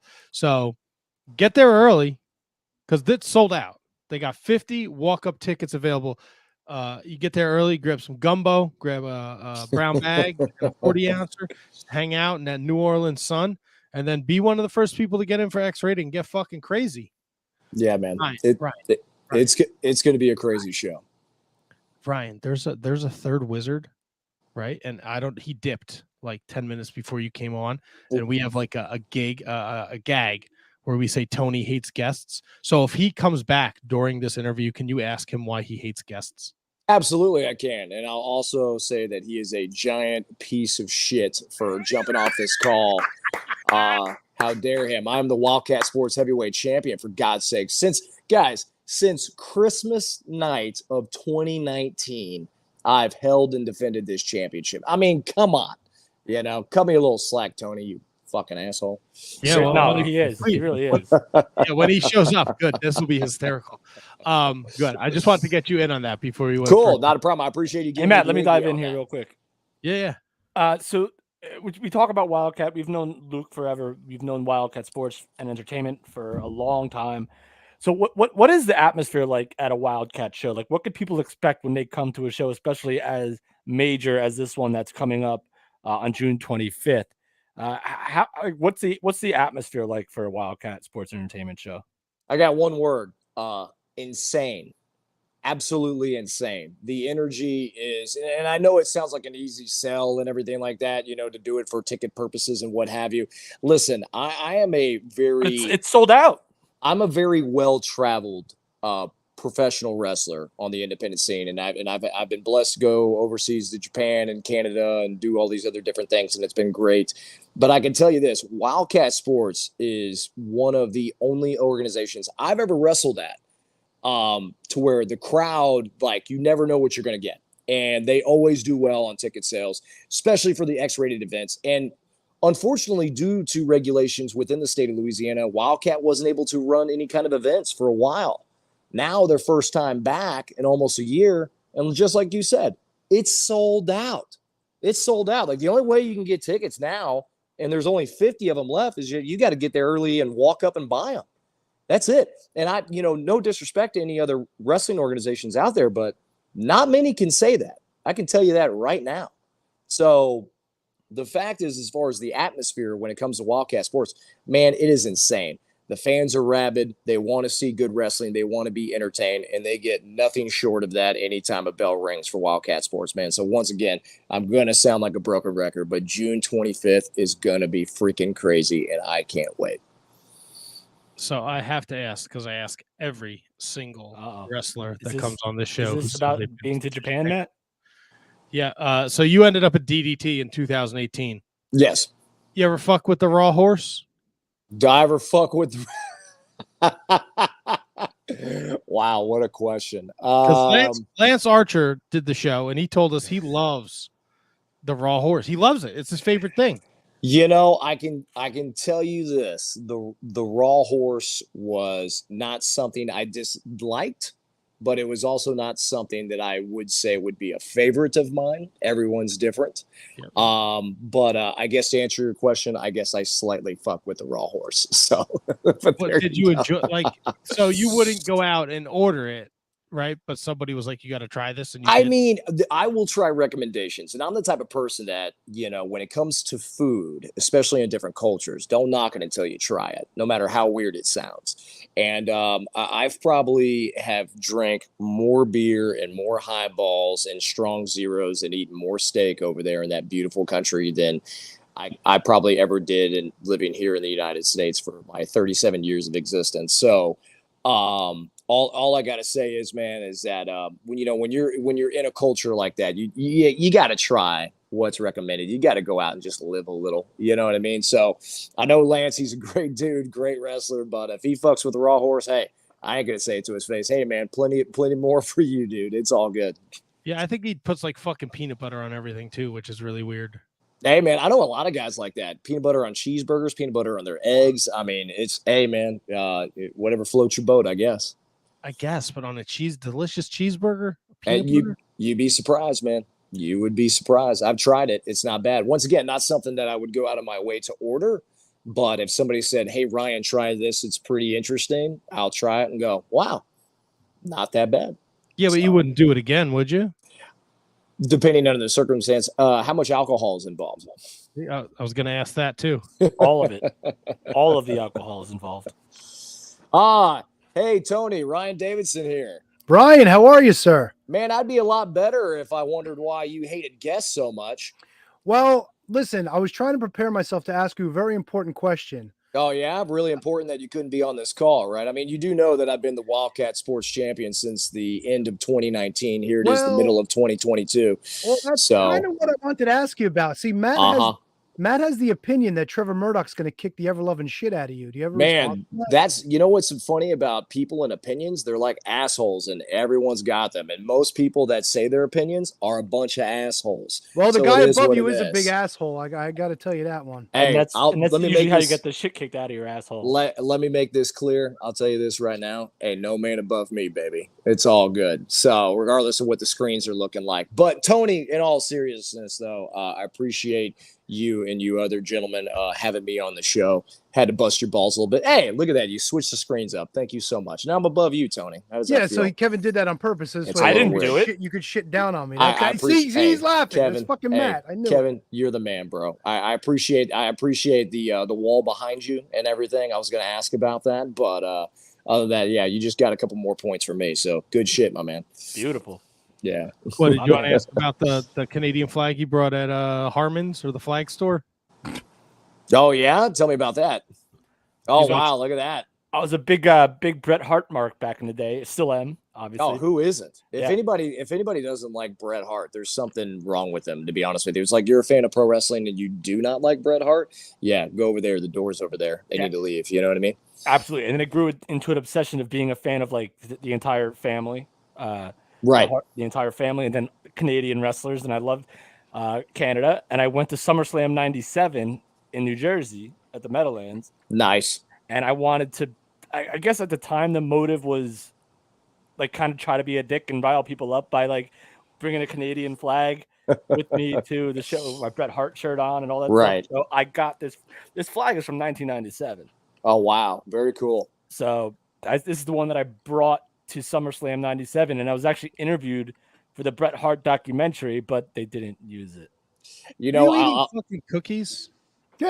I'll tell you this, Tony C, you keep fucking up, and it's making me sick to my Ryan, stomach. I So, apologize. it's okay, not a problem. You know, there's 2 out of the 3 wizards are shining, and you're just dull as shit right now, Tony. This is making me upset.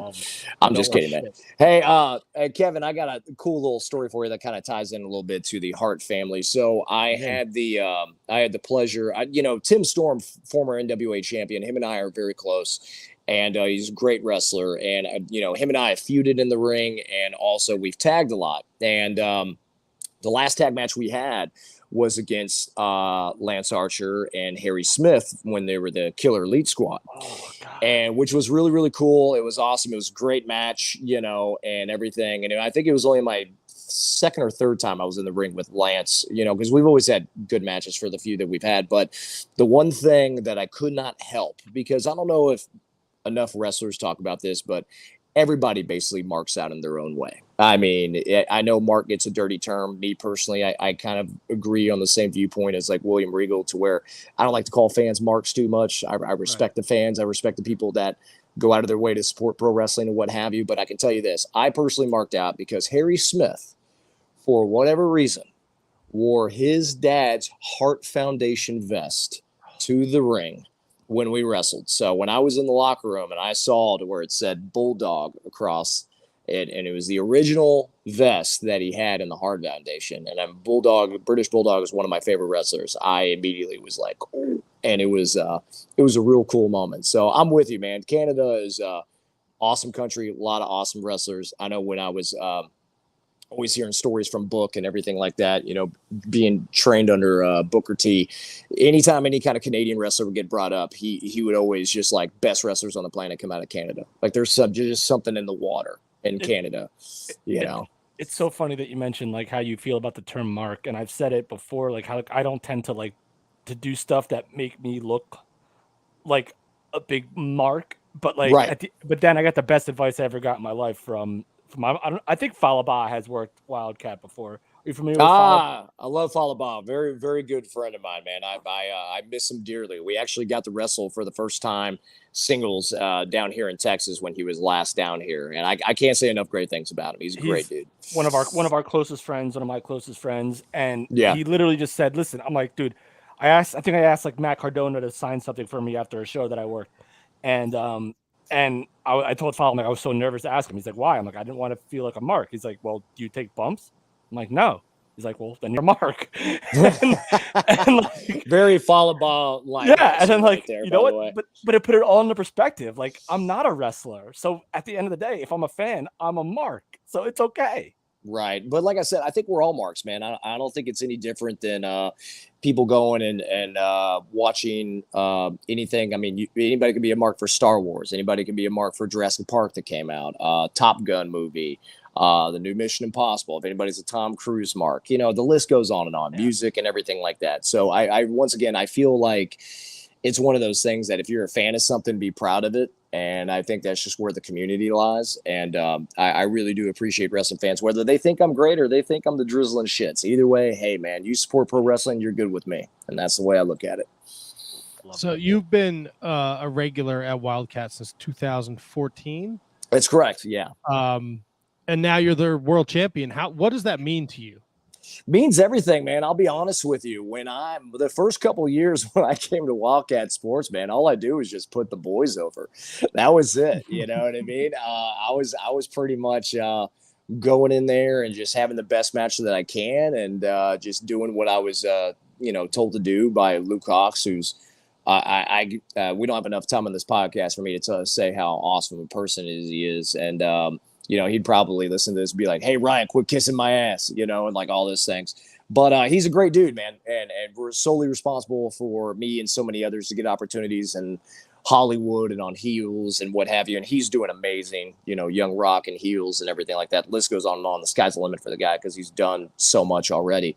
But, you know, when I came to Wildcat, man, you know, the fans didn't really receive me well, and rightfully so. I mean, you know, I was the guy that came in. Yeah, I had great matches and it was intense, but I'd lose. I'd be counting the lights. I know every light at a couple of those events down there in Metairie in New Orleans. But eventually, you know, it was my work shows, man. And that was something that Book told me early on is like, it doesn't matter how much the politics play into things. If you're really that good enough, the cream eventually rises to the top.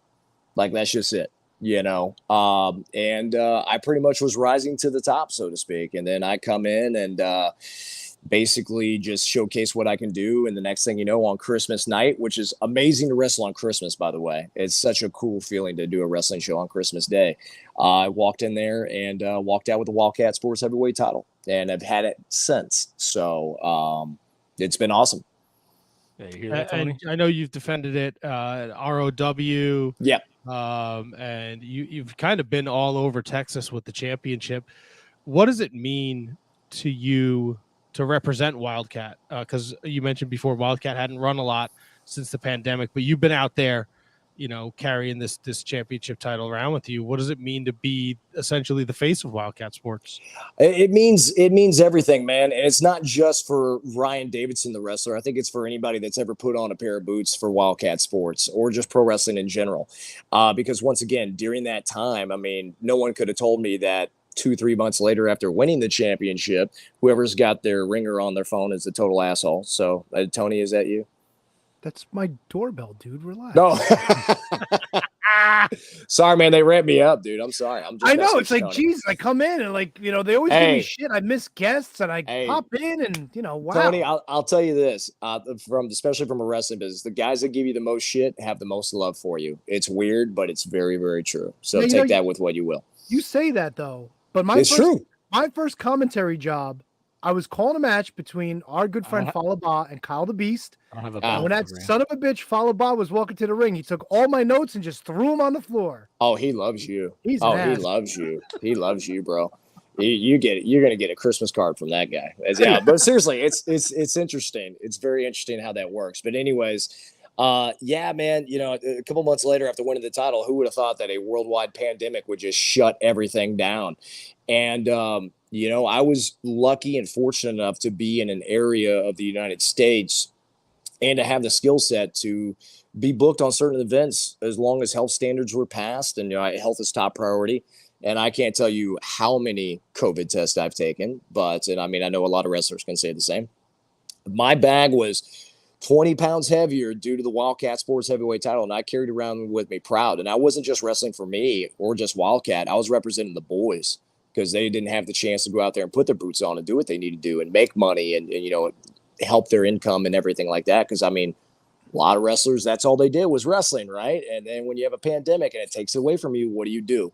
So to me, I kind of looked at it with the mindset of not that anybody asked me to do it, but it was one of those things of just like, well, shit, man, if I'm the champion, you might as well go ahead and represent like one and go out and represent people that do this along with you. And I'd take that belt everywhere I could.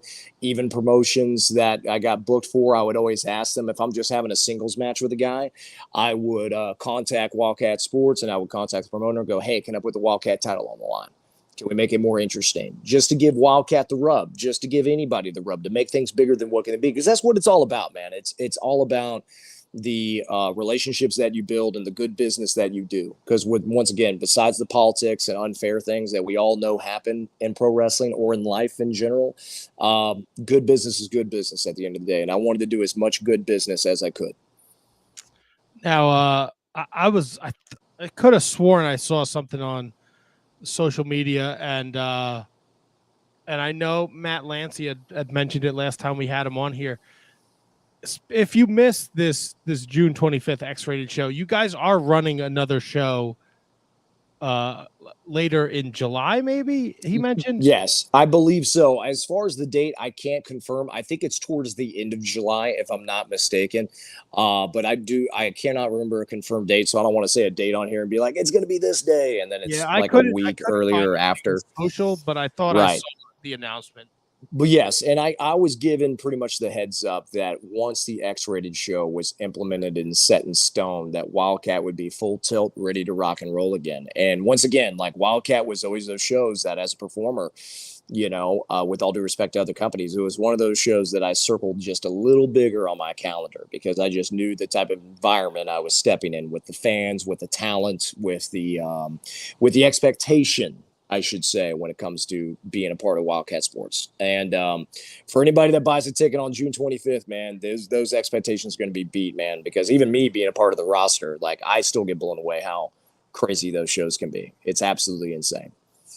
Now, with the Wildcat going full tilt and hypothetically you walking out of X-Rated still the champion,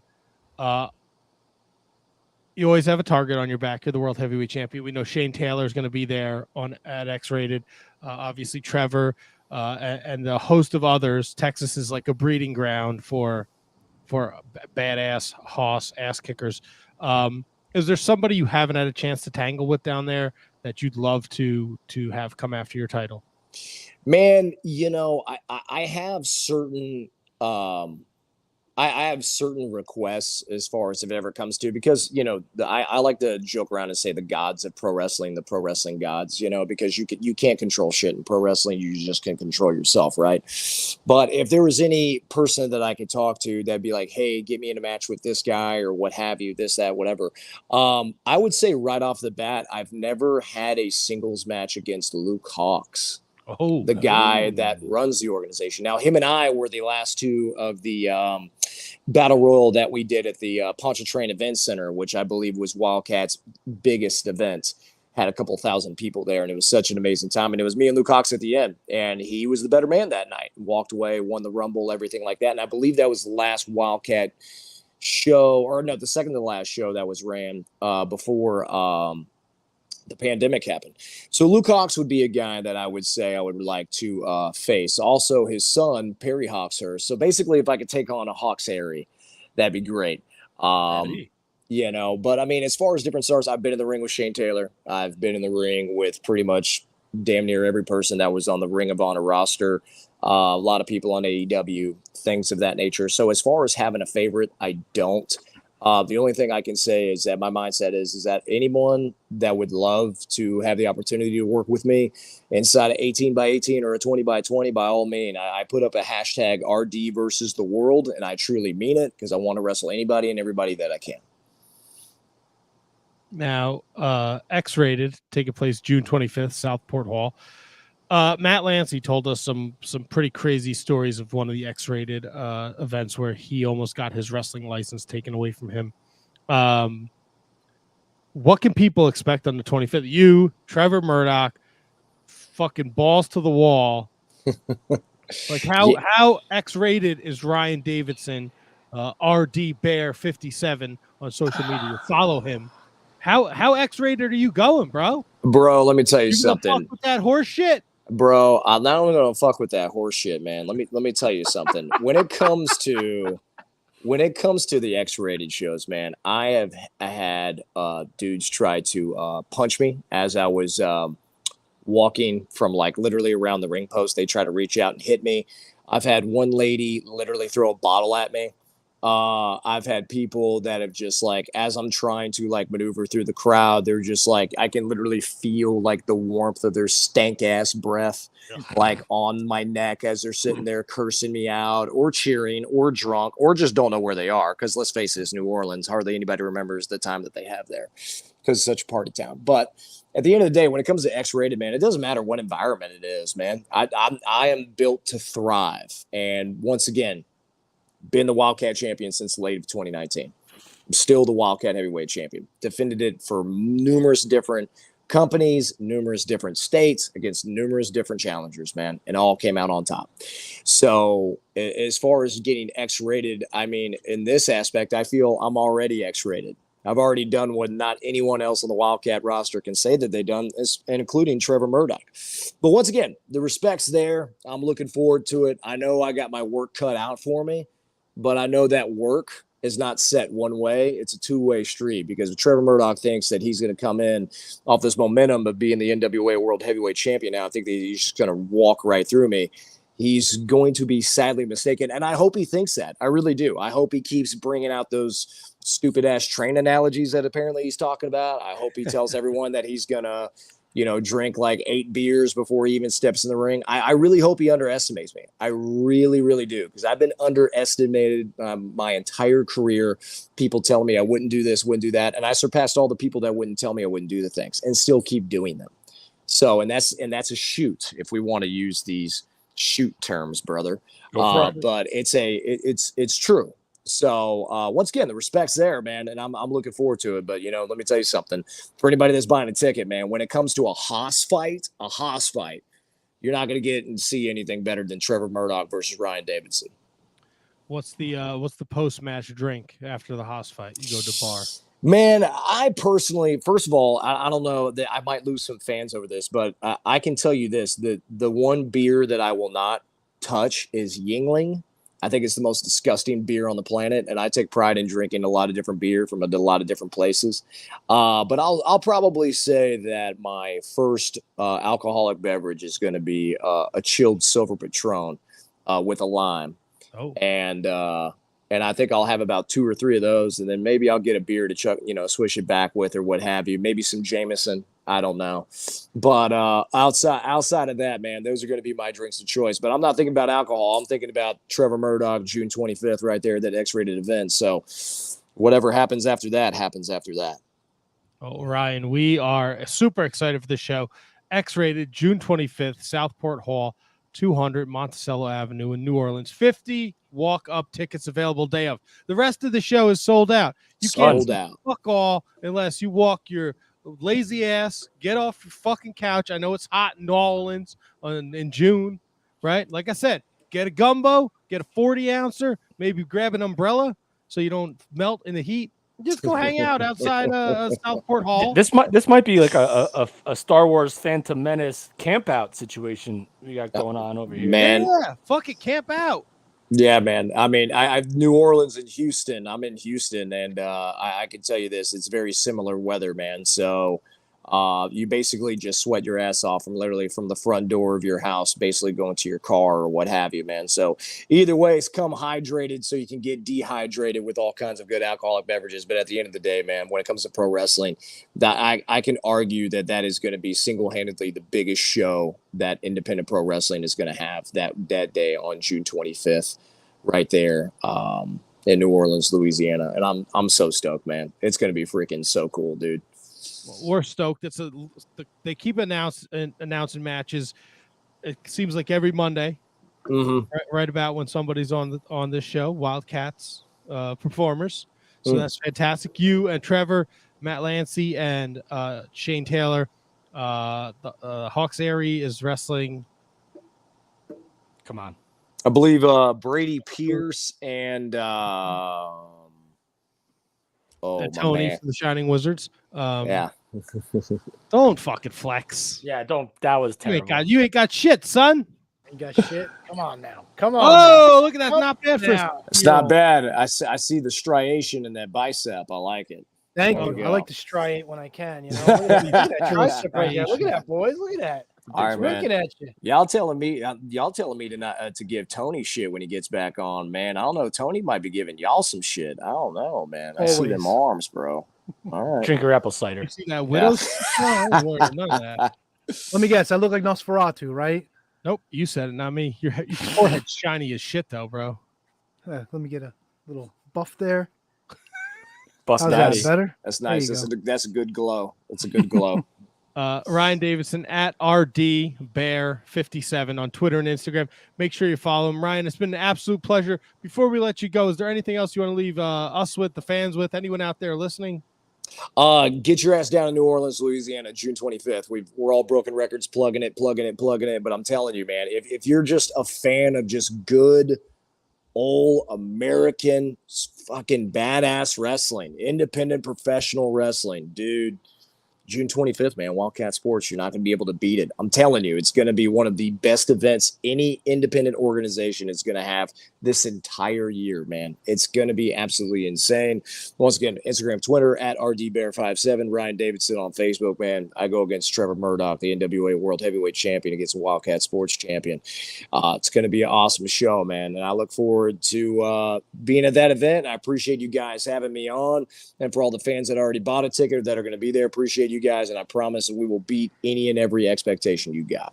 Nice. Ryan, this was an absolute pleasure. I don't even think we scratched the surface. Anytime you want to come back and shoot the shit and just have a good time. Shit, You're more yeah, than man. welcome. Not a problem. Matt, Kevin, Tony, you guys are awesome, man. Appreciate y'all having me on. Thank you. Thanks for coming, Ryan. Pleasure. Enjoy your night. Good luck on the 25th, champ. Thank you, sir. Appreciate it.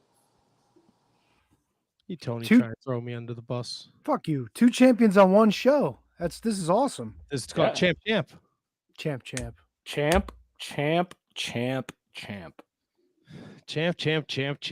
So, right. look. For champ. All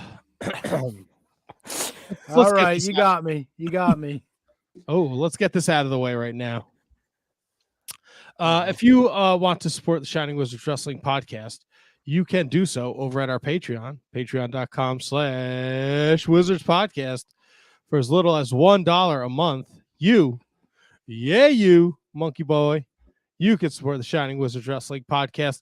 And for that $1 a month, Kevin, what are you doing? Don't do it. Don't do it. I forgot. I have to go to the bathroom. Hey, so go. Be gone.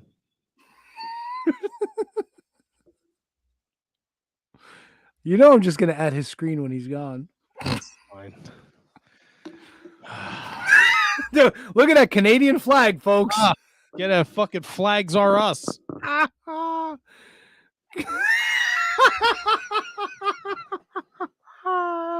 Oh, Canada.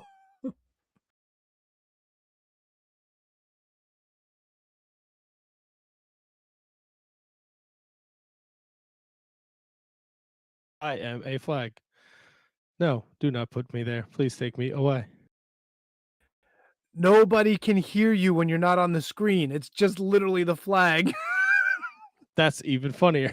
Everything you were saying, I'm watching your mouth move, and I'm trying to tell you I can't hear you, and I'm not on the screen either. Oh, fucking A. Right, Patreon.com/Wizards Podcast. For as little as $1 a month, you can support the show. We have reformatted the Patreon tiers. So check that out. You should have got an email from us. I know Tony sent one out a couple weeks ago. Great job, Tony. We're making it more so that you, the fan, the supporter of the podcast, can be involved. So $10 or more a month, and you will become a part of the show. You will get to sit on an interview. You will get to be part of Can You Beat That? You will pick a Wizards Rewind. You will sit in for a Wizards Rewind, and so much more. $5 a month. I don't know what that is. $5 a month. We will promote your social media, your website. We will we'll mention you every week, and you will get bonus episodes at the $3 tier. And all sorts of great stuff. And then for as little as $1, that's right, $1 a month, you just give us $1. And we're just going to mention your name and check it out. All these people on this list are mentioned in the same show as the NWA World Heavyweight Champion Trevor Murdoch and the Wilkat Sports Champion Ryan Davidson. At this time, we're going to thank those that support us over at our Patreon. Kathy Hummer, the queen of the Shining Wizards. Manny Crazzo, the king of the Shining Wizards. Danny Rusinello, at Not Danny Russ. Anthony Rusinello from the Mark Order podcast every Wednesday night. Sean Toe, Sean Calejo, Kate, the Great Hensler. She's on the Mark Order podcast. She's doing Sour Graps. She's doing the SmackDown Rampage Fightful post show. We got Matt Garifo, the brother of Kevin Garifo, but not related to Kevin Garifo. Follow that on your fucking flow charts, people. Matt Mellinger, Christine Friesendorf, Mark Parloni. Happy birthday, Mark. Kenny Hossey, Mr. Scotch Drinks More. Jay Cop, Big Cop of Pump from the Turnbuckle Throwbacks on the Shining Wizards Network, shiningwizardsnetwork.com, home to a variety of great shows. What are you two mooks doing? It's Kevin. He wants everybody to see me eating my rice cake. Thanks, buddy. You Why don't you join us? Rice cakes. What Happy birthday, Mark. Murder somebody. Lives are going to be. I literally just added myself back to the stream and this happened. I didn't mean to do it. Oh. There you go. Happy birthday, Mark. No, we're past that, buddy. Yes. All right. Thomas Costa, Mott Spock at High Five Tom. He's doing the Marking Out ROH Revelry podcast. Check it out. Michael Hammond, Matthew Birch, the true Prince of Pro. Braden Bergen at Berg XRO. He's the LeBron James of Mattel Elite figure collecting. He's a cool dude. He wears our shirt when he goes to wrestling shows and he gets pictures with champions. That's right. Former champions. Brendan Haney, Kerry Cowling at the Kerry Crush. Ryan Schlong doing God's work over at the Mark Order podcast at Mark Order Pod every Wednesday night. Asian Joe. He's Asian. His name is Joe. He's from Calgary. Oh, what? He's from Calgary. David Henry Bauer III. This is pal Antonio Horserman makes experimental music at Harvestman Records 856.bandcamp.com/music. Mike Peterson at LOL Mike Peterson. Rob Humphrey. I Dunk Biscuits, our friends over at the UK, the Daily Smart, dailysmart.com, at the Daily Smart on Twitter. They help you find the latest wrestling news along with up to the minute daily podcast. Don't forget, we deliver keggers, YouTube videos to keep you in the loop. Roll. And last, but certainly not least, taking pictures with JT Dunn, looking to give out Shining Wizards business cards, rocking our gear, Mr. William Mercier Jr. Lives are going to be in William Mercier's hands. You know what I mean? Kevin, I know what you mean. Can I interrupt you real quick? Please do so. If you are not a fan of the Shining Wizards on Facebook or in the Discord, you are missing a gem.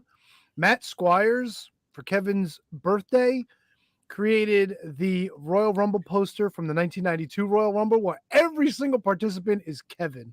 It is glorious. I wish, I don't know how to, like I said, I don't know how to do technology. So I wish I could have pulled this and put it in the StreamYard thing. Because I think it's so good. And Tony, I don't know if you noticed this. I think I'm 99.9% positive that the order that he made it in is the order of the Royal Rumble entrance. I think you're right on that. I saw that you commented that, and I think you're absolutely right.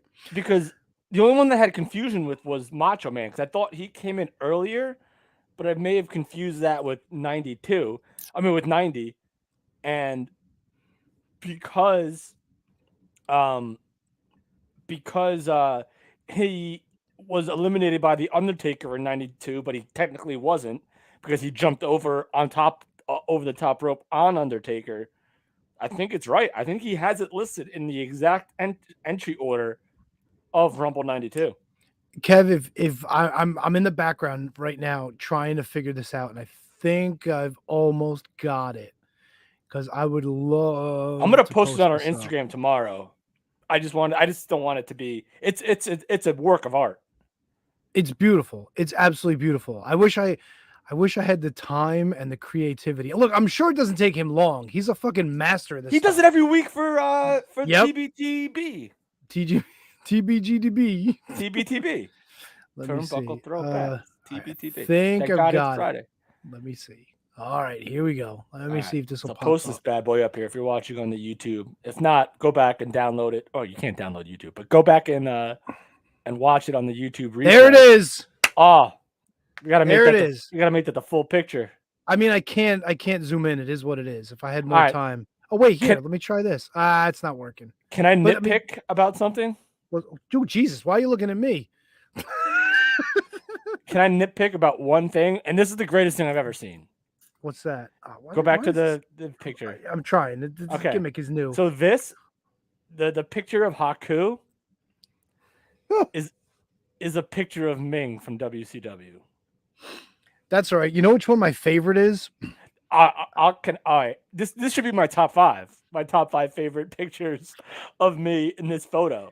Oh, actually, I have 2 favorites. Number 1, I think, is Virgil. I guess? Oh, no, sorry. Go ahead. Well, Virgil's one of them, but there's 2 other ones that I really like. I think Piper's the best one. Oh, wait. Let me see. Piper. No. That's just a good look at my face in that. No. I'm having such a great time. I think better is Big Boss Man. Big Boss Man's good. And Flair. the other one I like is Nikolai Volkov. I love the Flair. Look at the Flair. Ted DiBiase's not bad either. They're all great. He did my god! Look at the Hogan for like.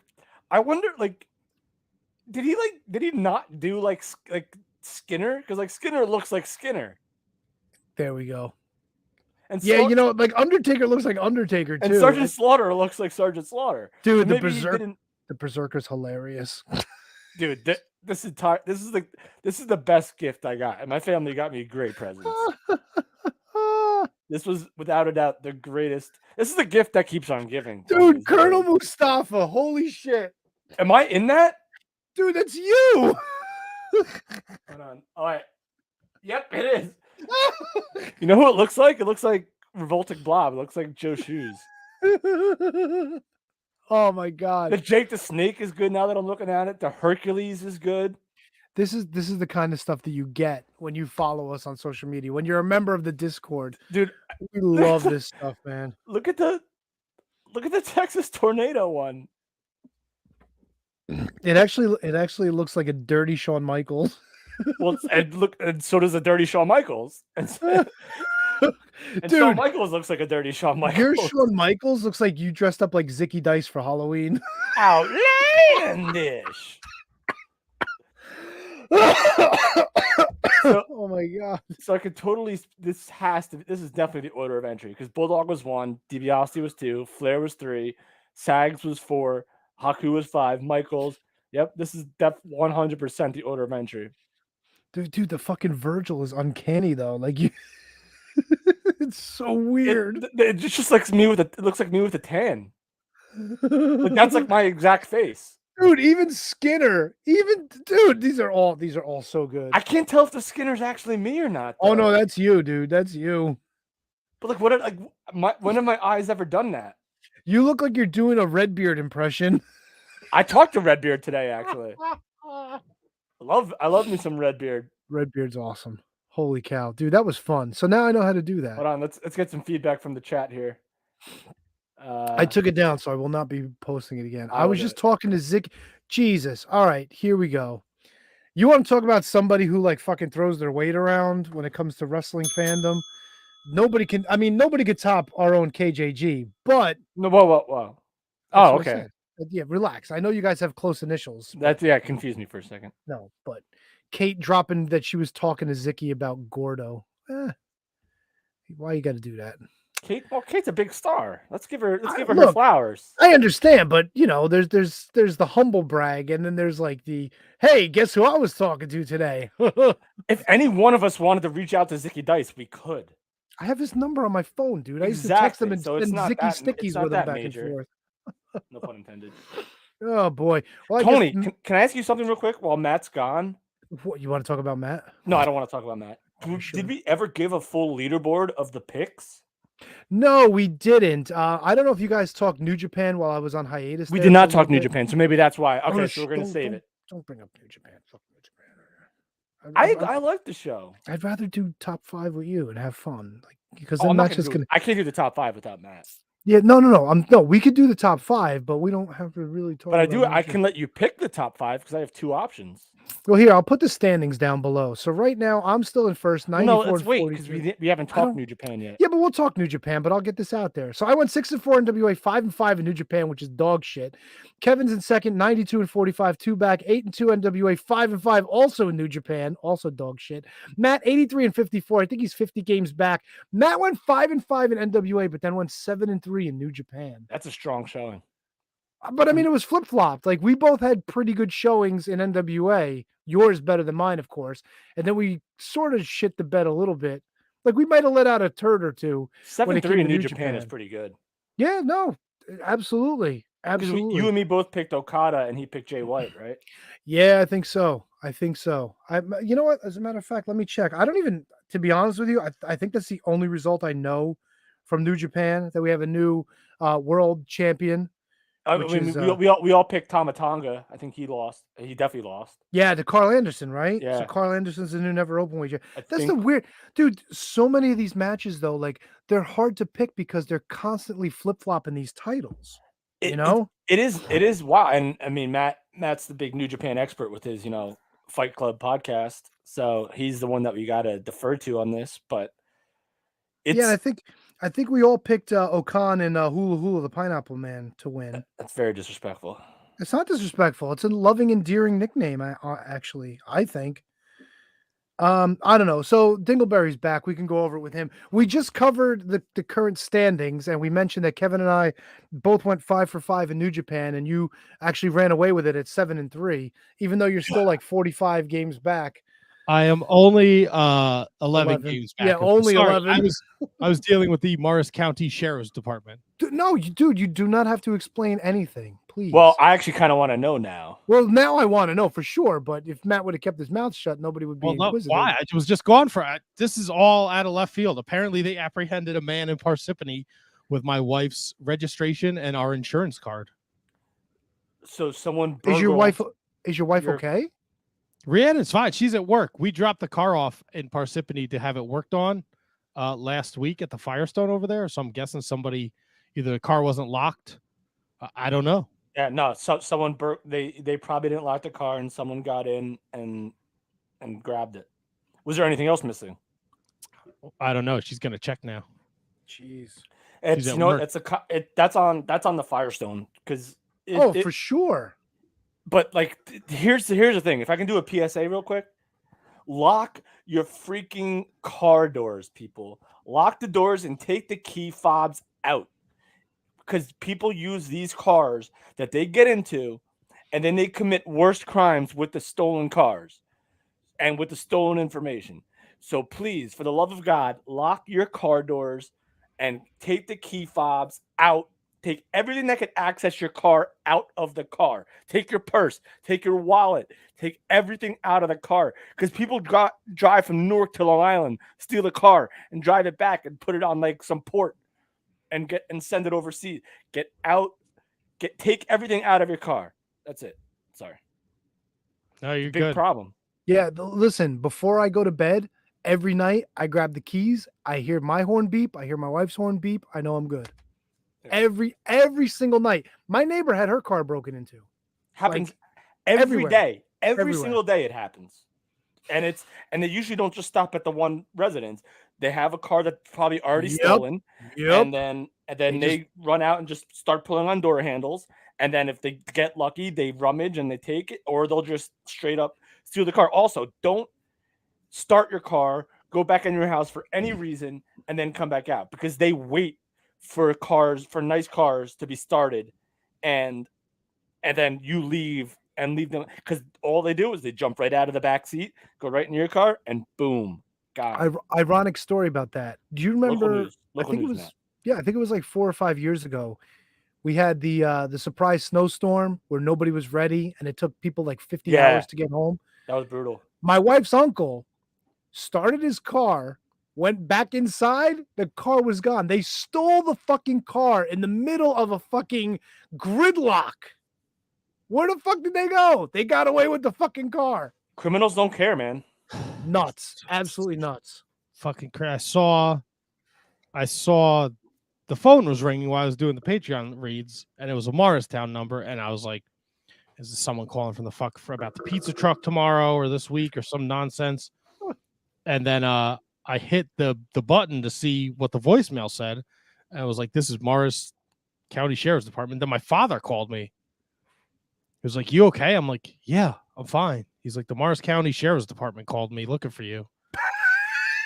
We do fine work over there. I used to work with a lot of those guys, so they're good people. Oh my God.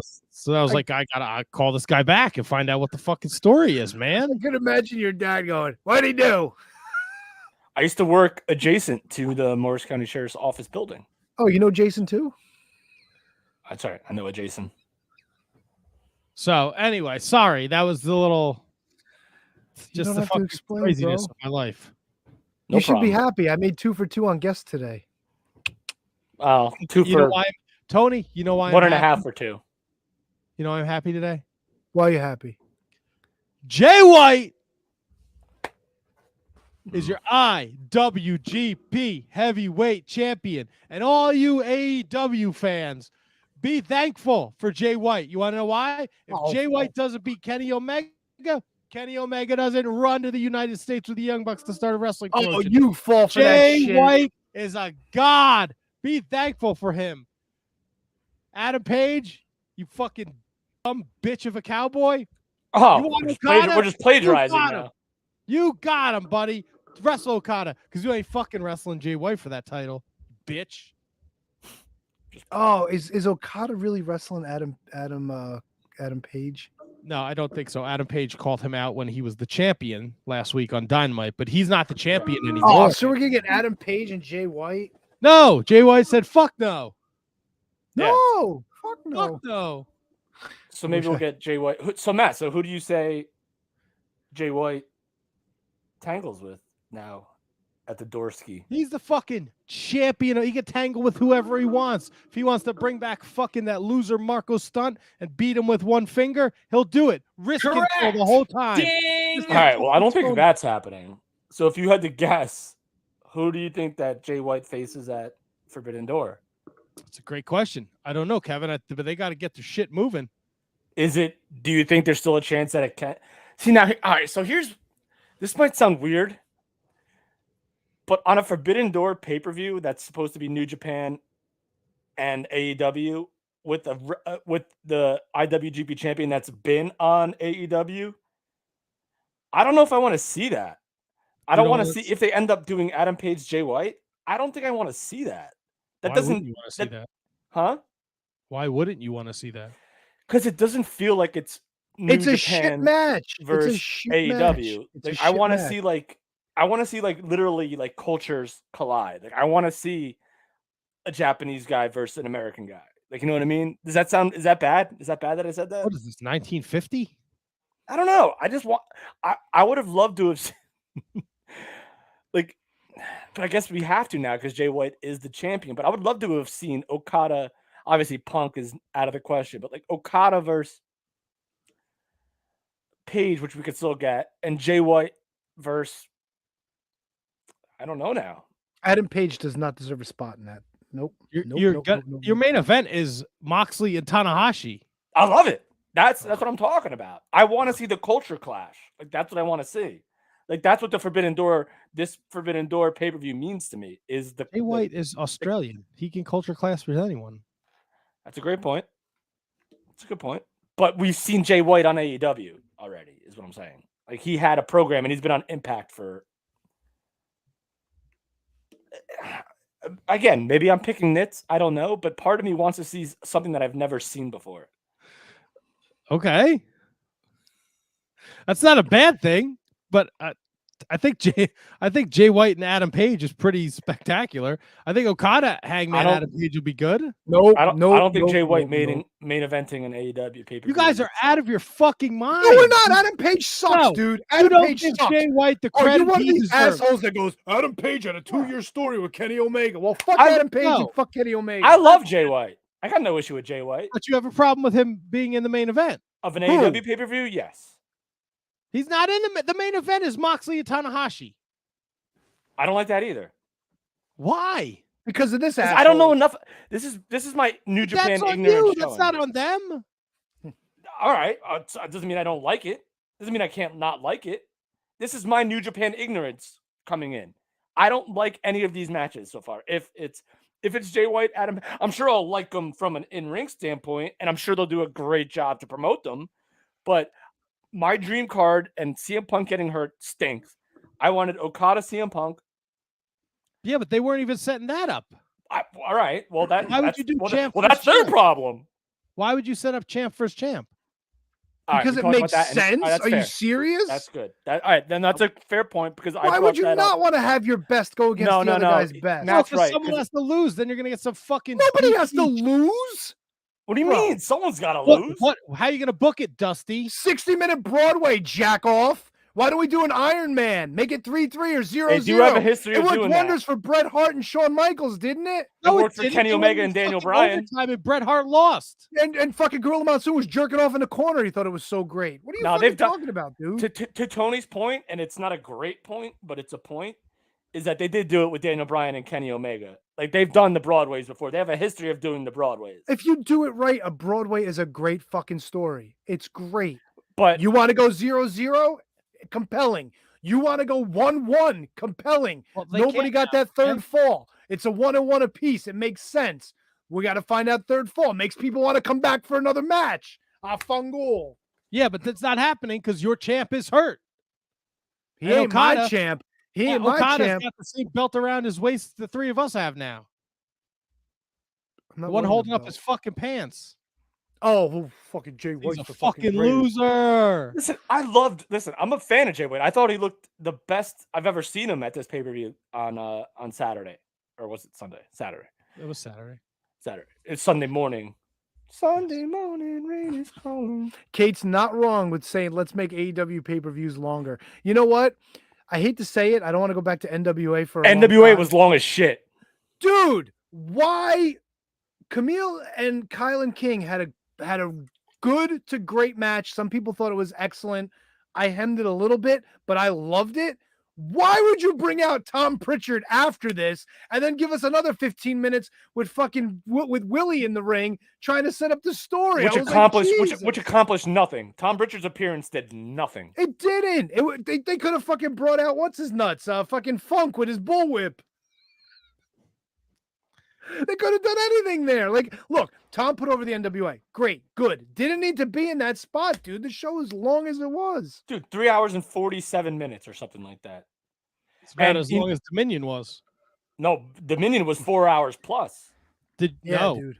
Oh, no. All right. So, there's the stuff. no, you're right. You're right. Because all the post-show stuff. Yeah, that, yeah. Well, then again, the pay-per-view was like 345, plus that didn't count the 2 prelim matches for NWA. NWA was long as shit. Hey, Tony, going back to the prelim matches, was Sam Shaw supposed to have a match with Brian Myers? Or like, what Myers were you talking about? Yeah, Brian Myers. But that didn't happen. Sam Shaw wrestled somebody. He wrestled like the Gimp and those guys. He wrestled Gags the Gimp, so where was Brian Myers? He wasn't there. Sam Shaw was supposed to holding wrestle his fucking boyfriend's arm. No, he wasn't there for that. No, he wasn't there. No, he wasn't even really a match. Like, he came out and just like did stuff, and then he was supposed to wrestle Sam Shaw. The match that wasn't advertised that was on the show was what's his nuts? Latimer versus yes, Mystery Latimer Man. and Scion. Yes. Scion. But what did Kevin call him? Well, I called him the Mystery Man. Oh, the Mystery Man. Well, is that what he is? Enough. Is that yeah, him? yeah. Well, I mean, he's Scion, but yeah. But like Brian Myers wasn't even there. But Brian Myers was supposed to wrestle. He was supposed to wrestle Sam Shaw. So what the fuck did Sam Shaw do? I'm not reading anything about it. He was on the pre-show. He just showed up. What's the Vandenberg crew came out. And he just wrestled Gags the Gimp? No, he wrestled the other guy, the little guy before that. Sal Vernaro? Yeah. Holy but I don't think it was an actual match. He just beat them all up. And then the Gimp came out like I don't know what a Gimp is, but I know it's nothing that I want to know about. So he came out, and then Sam Shaw beat him up too, or something like that. I watched the pre-show too. I watched the entire thing, baby. So it was weird. So I don't know if that match even counts. Matt, did you include that in the picks? No, he didn't pick it. We did. I thought we did. There was no Brian Myers match. Oh, okay. Well, I had it in my picks. I'm pretty sure in the text I sent. I had Sam Shaw. Gimp. Yes, we all did. Third definition of Gimp, a sex slave or submissive, usually male, as popularized by the movie Pulp Fiction. There are other definitions, but I will keep them to myself. Yes.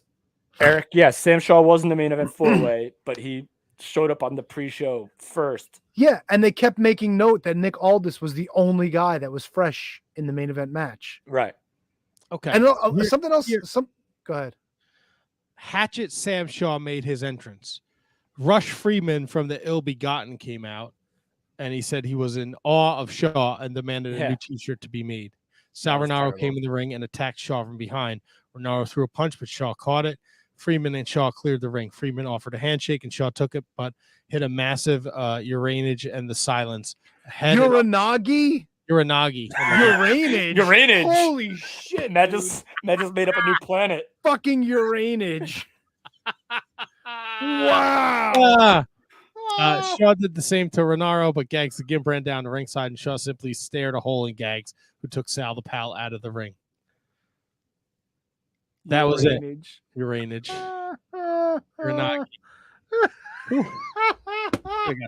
Should have got that drink when I was on the phone with the fucking. Oh, that tickled Matt, me. you can go get it now. Me and Tony can run this down. I thought we were still. Are we talking New Japan? Yeah, what else happened? Hula Hula and Killer Khan won the tag titles, no? Yeah, they won the tag titles. Ospreay beat Sonata for the U.S. title. Yeah, I fucked that one up. Yeah, I thought that was weird of you. Of course. You guys both lost on Doc Gallows. Yeah, and Doc Gallows was not happy. Sorry, Kevin lost on Doc Gallows. Tony, I think you had Toriano. I think I did. Yeah, we all the House of Torture retained against LIJ. Oof. Right? No, was it LIJ? House of Torture was United against Empire. House of Torture was against Suzuki Gun. Yep. Oh, Suzuki Gun. Oof. Yeah. Bullet Club beat LIJ. That's right. Didn't expect that either. These were not easy shows to pick, to be honest with you. New Japan never is, man.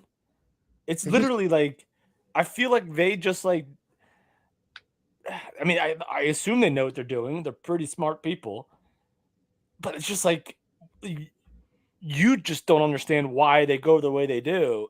And then it's just, the shows end up being great no matter what, but it's just like what? Like, how did that happen? Yeah, there's some like they had Hiromu won the best of the Super Juniors, but he will not. Him versus Ishimori should have been on Dominion, but it is part of the Road 2 series in between Dominion and the G1, which is weird because I would have much rather taken a Hiromu Taiji Ishimori match over Gallows and Yano, and I was not at all happy with Tamatanga losing to Carl Anderson. I love that match, Matt. That I had a note that was like my favorite match of the night. That or the Ospreay match were probably my two favorite matches of the night. I didn't see Carl Anderson winning either because again, like Tony's point, flippy floppy belty. I hated it. I recorded the Overbooked, the Fightful Overbooked show this afternoon. Like that's right. Tony he didn't even get to defend the title against anybody. He won it, which was an awesome moment for Tamatanga, and like finally like a breakout moment to get him away from the Gorillas of Destiny, and then he fucking loses it in one match. It's stupid. I hate it. I hate the booking there. Well, Sonata had to give up his belt, and then he fucking lost this match. That's because he fucking had a broken eye socket. Yeah, but you figured he came back, he would at least, put the belt on him and then maybe drop it later to Ospreay. But whatever. Yeah, I think the problem with the Sonata thing is the complaint about Sonata is he never gets it right. He's always close, but he can never grab the proverbial brass ring, right? Mm-hmm. But then he beat Tanahashi to win the U.S. title, and then Ospreay breaks his fucking eye socket in the New Japan Cup, and he had to forfeit the title. So Matt, let me ask you this. Is there any sort of like strategy when New Japan books? Not that you like would know like the internal strategy of it, but have you noticed a pattern in the way they book like a show like Dominion as opposed to like Wrestle Kingdom or I guess the G1 Climax? Is it weird? Like they did a lot of stuff that they flipped a lot of belts that were like kind of mind-boggling. I mean, traditionally Wrestle Kingdom, it seems like they change a lot of titles because it's like the end of the year, right? Right. I think the United Empire winning the tag titles after losing them in a match where they didn't get pinned might be to set up them against FTR against Rocky and Trent at Forbidden Door.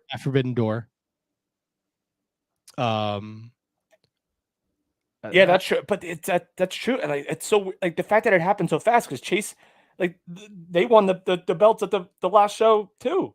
Yeah, man, they do like to flip the belts, which again it was fun. It was a fun show, but it was just very puzzling to me. I think they had the stuff set with the pandemic, right? Because Japan's still at the point where you can't cheer, you can clap, but you can't yell.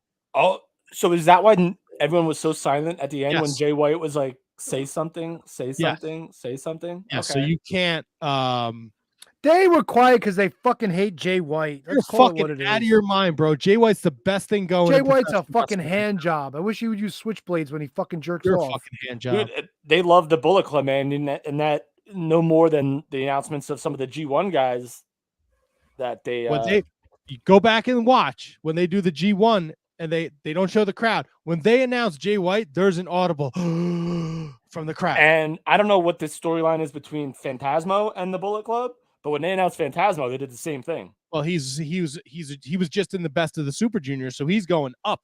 He's going up to heavyweight. Oh, that's what that means. Oh yeah. When you're in the G1, you're where the big WCW where the big boys play. You're going up. You're going up a level. How about your boy fucking Daisy Dukes is going to be in the G1, Tony? Good for him. Who's Daisy Dukes? Tom Lawler. Oh yeah. Is King Mo going to be in it too? No, No. but Jonah. He got a reaction. Tom Lawler got a Yeah. reaction. Tom Lawler got a reaction. Jonah got a nice reaction. Lance Archer returning got a great reaction. This should be fun. I'm in tune for this. I'm excited for the G1. This is going to be four blocks of 7, something they haven't done in years. Yes, Eric Freeds, the switchblade hand job just sounds painful. Just as painful as watching a fucking Jay White match. You're Dude, the fucking match was out of good, your man. mind, dude. I know this is a podcast and you're here to entertain, but this bit is dog shit and you know it. Jay White's fucking awesome. Honestly, Tony hates guests. Fuck Jay White. There you go. No. Tony Hates Guest is the greatest thing we've ever done. Oh, greatest thing ever? 100%. You're out of your mind. No. It's Is Tony. it, hold on. Is it greater than this t-shirt? But we didn't do that.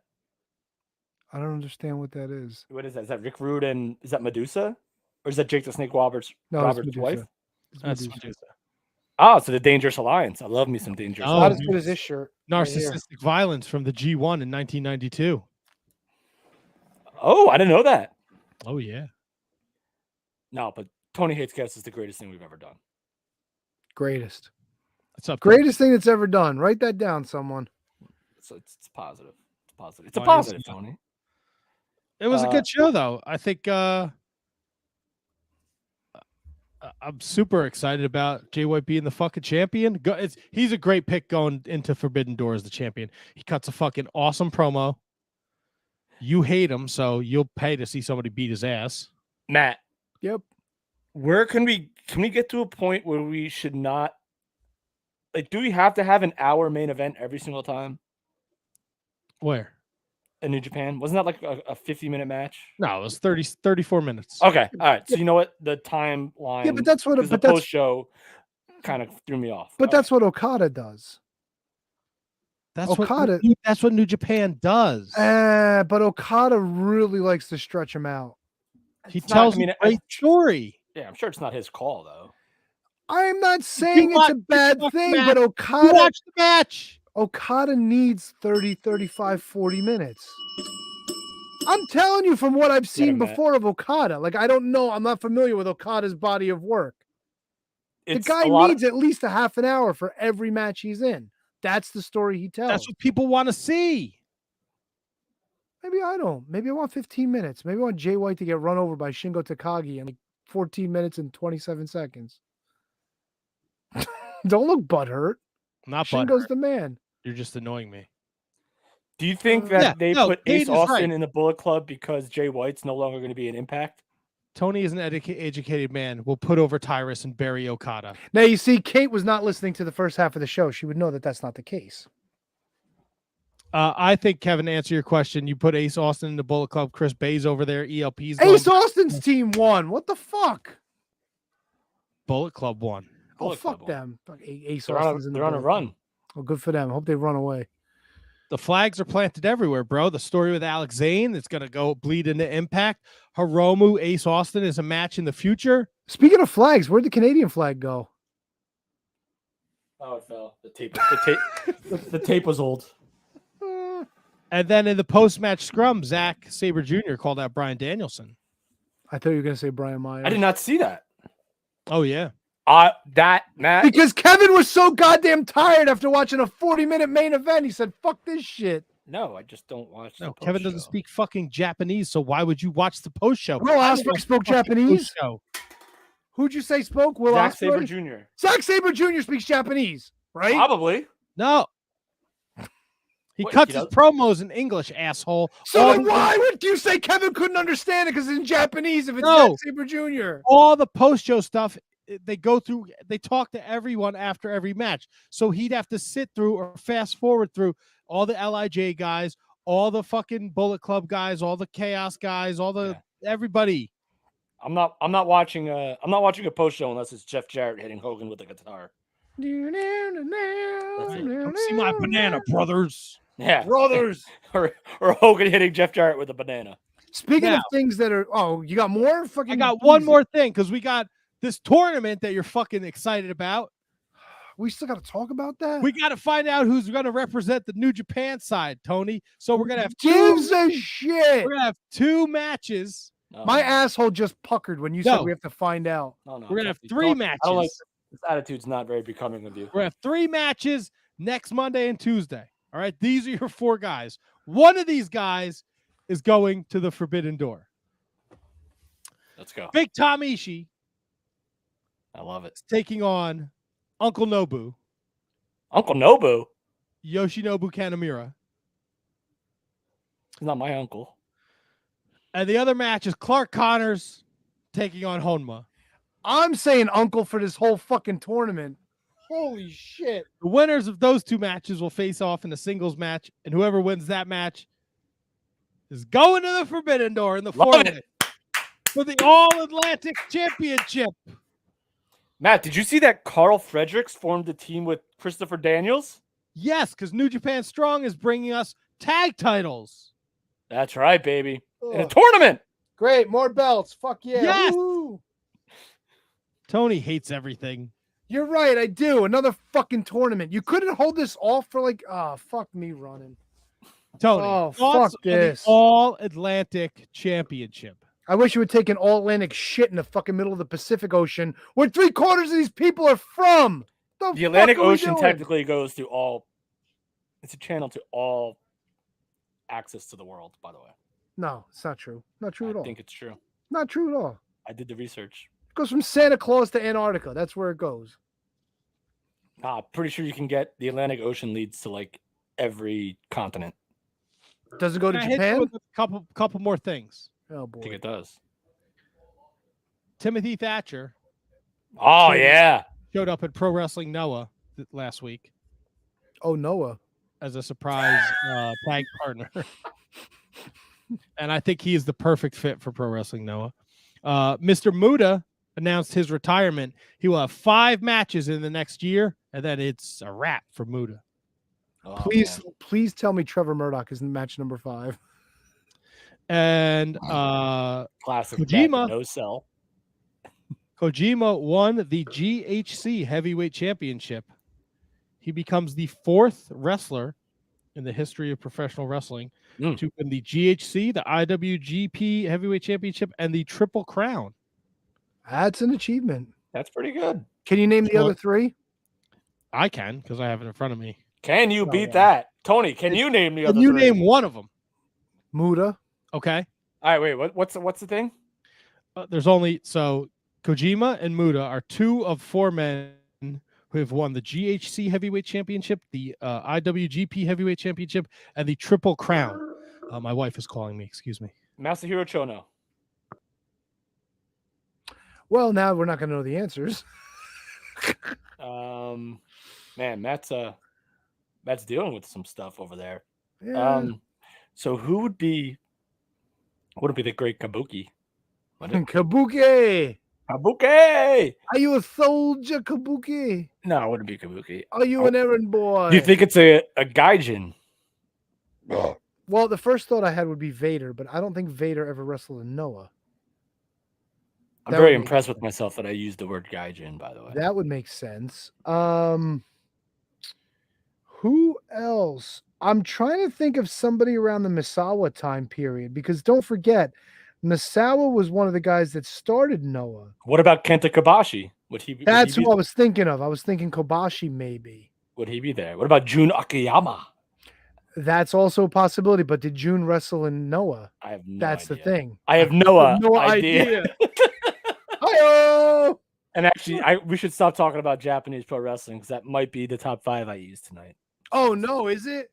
Yeah, we'll see. All right, fuck it. Let's play. I have one of 2 options. Uh-oh. That I'll leave it to you guys to. No, no. This is yours, dude. Take one and put the other one in the bank. The first one's been in the bank since like last week. Well, so then let's go with that. You know, as a matter of fact, I've been trying to prepare ahead of time, and I think this time I'm just gonna go like not last minute, but I think I'm gonna wait till the weekend to get the questions together for Can You Beat That for next week's matchup. I find if I do them too far in advance, I tend to kind of lose what they are completely unless I take like precise notes. So I'm trying to avoid that, but it's easy to try to get it done when you know you have a month to get them done, you know?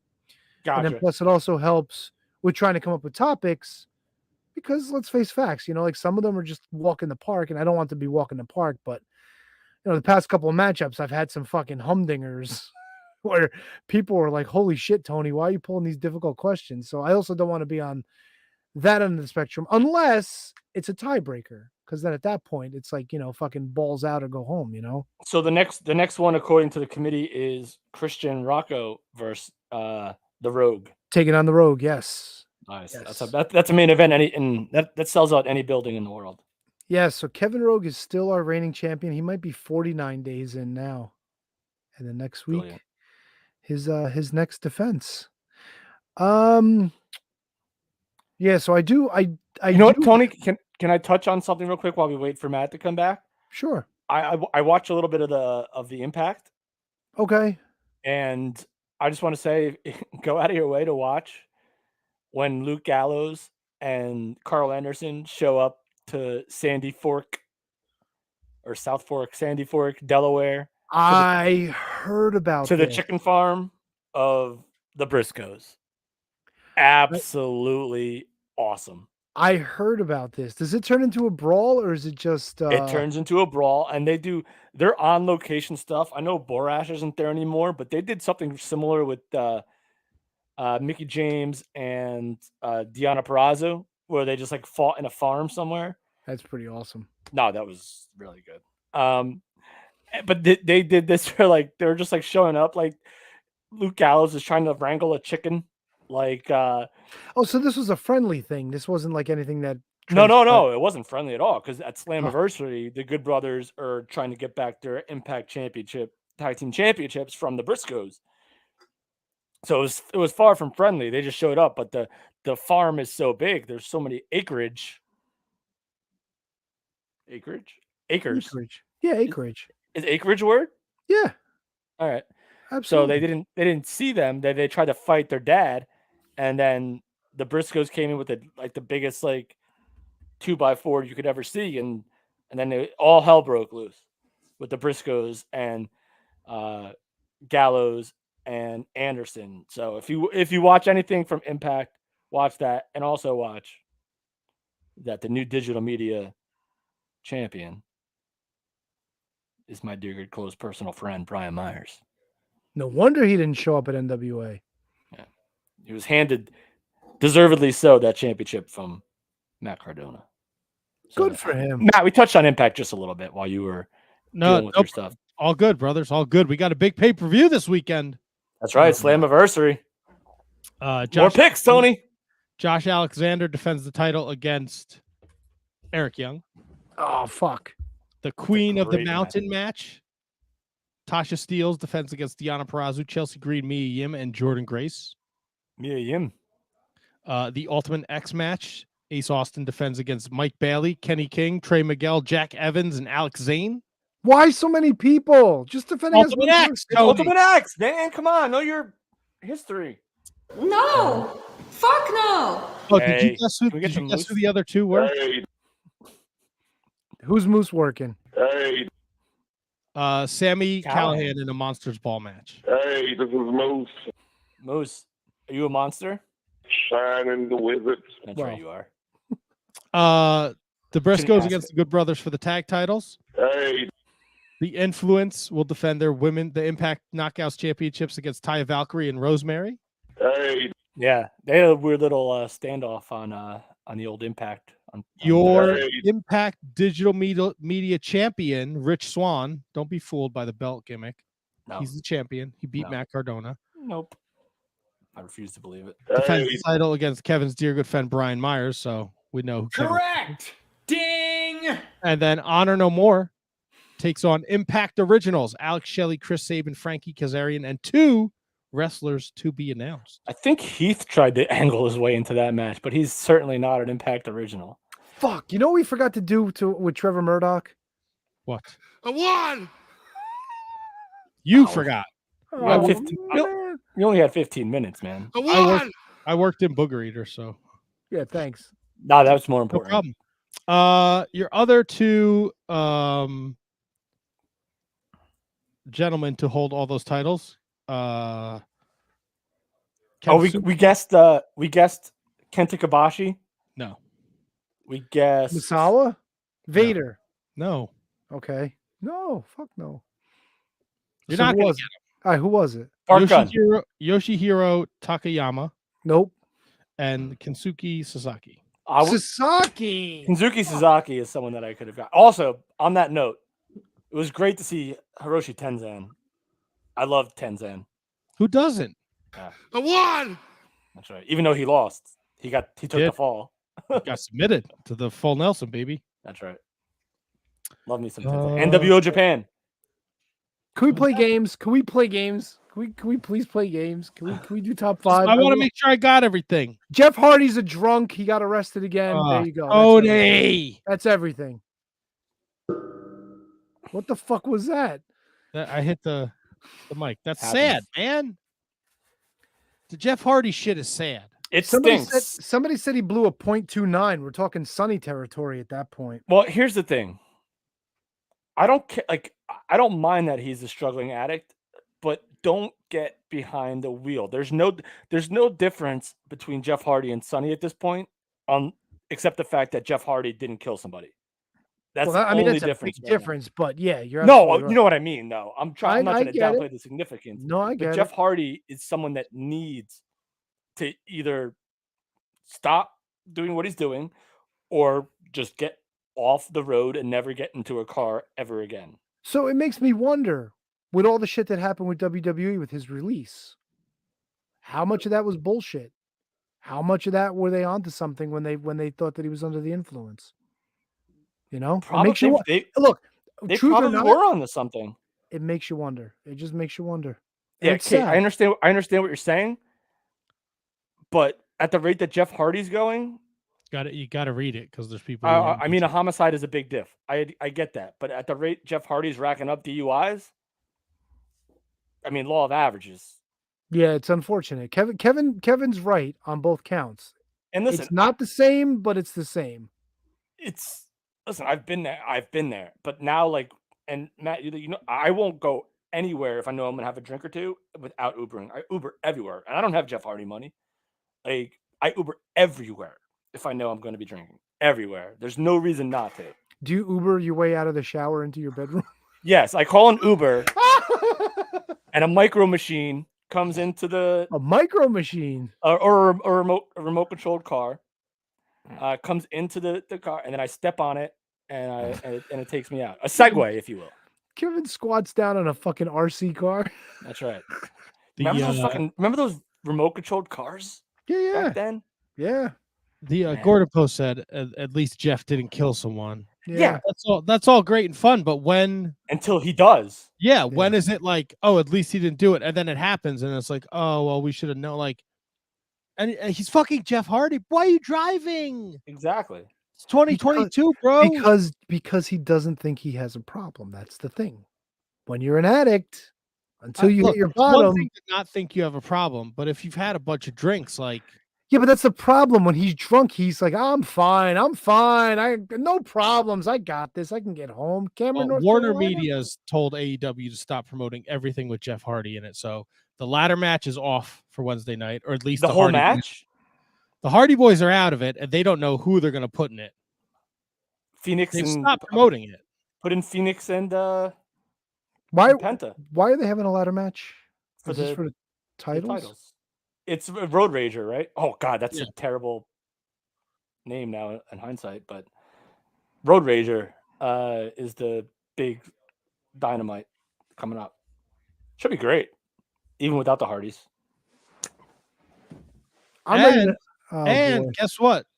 Chicken butt. They were supposed to be in the main. The Hardys were supposed to be in the main event of Triple Mania on Saturday in Tijuana. That could Supposed to be the Hardy Boys against Dragon Lee and Dralistico. That could possibly still happen, no? Unless Jeff Hardy has to do time, but the court hearing He might not probably be- won't be. Well, he's a repeat offender. He might not be allowed to leave the country. It's his third, I think. Yeah. He might Third, they might have him on a list. Yeah, I don't know how that works. He might not even be allowed to leave the state if he's a repeat offender. He might be a flight risk. I don't know. No bueno, my friends. No. Sonny bueno. is still in custody. They rescinded everything for bail, so they might do this. Yeah, with she was him out too. on bail and then they took it back. Yep.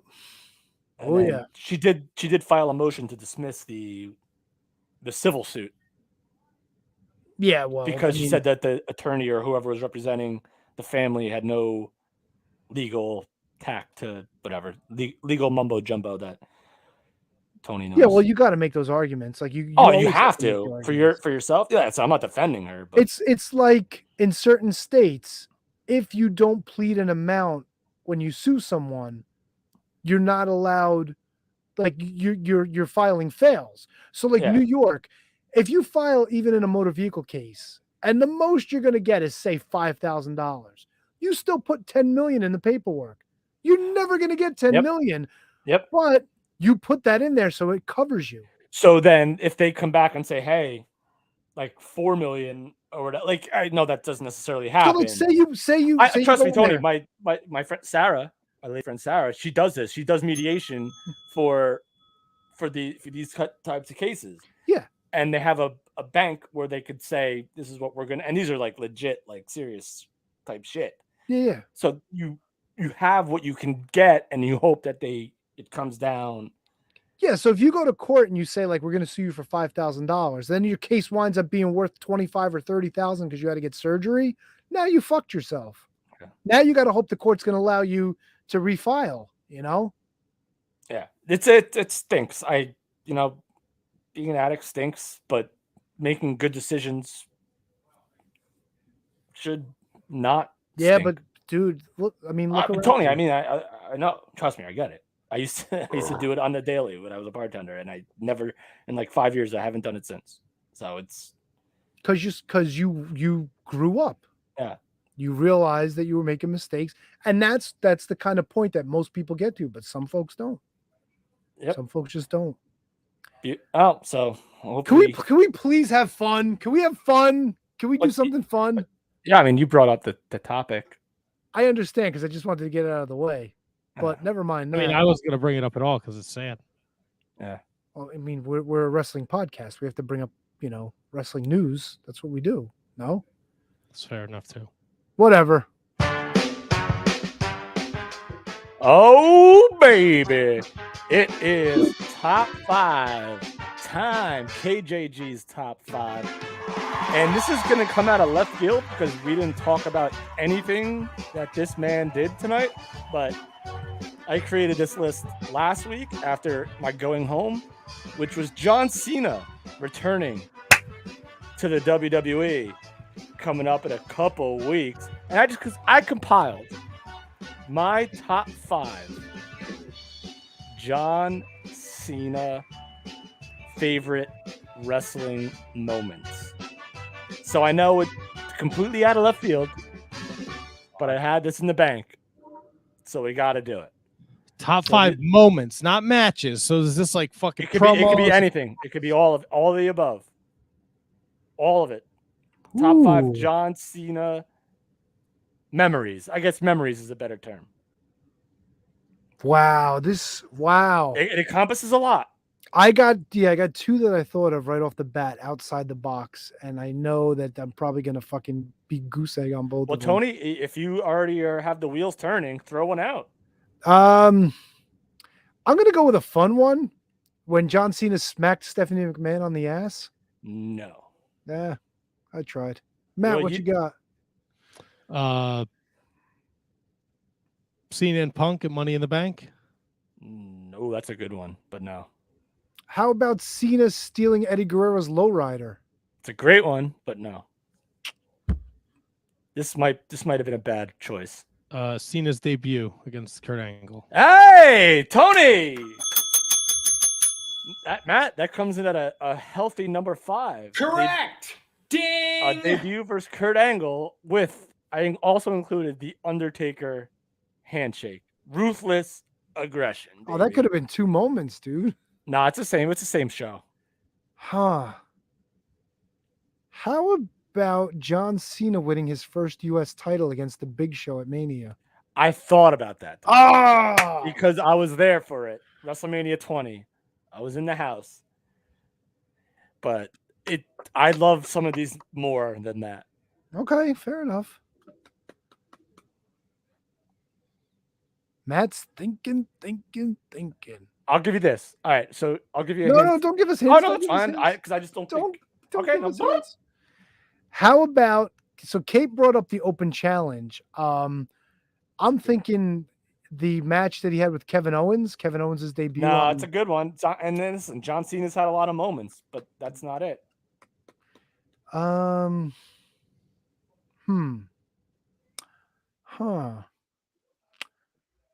Winning the title from JBL? Tony! All right, well, I got that from the chat, so Who's that? Who put it up? I don't have the screen up. Gordon actually put that up. Gordon Post. Cena beating JBL. John Cena beating JBL at WrestleMania 21 is number 4, baby. Okay. Oh, we still got the top 3 going. That's right. Can you tell me the list, Kevin, please?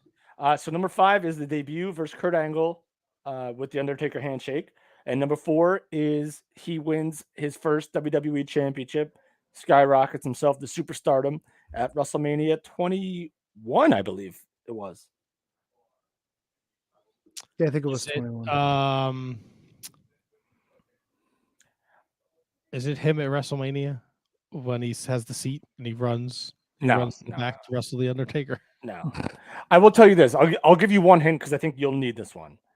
One is him not looking good. Like one is him on the downside of a moment. Getting slaughtered by Lesnar?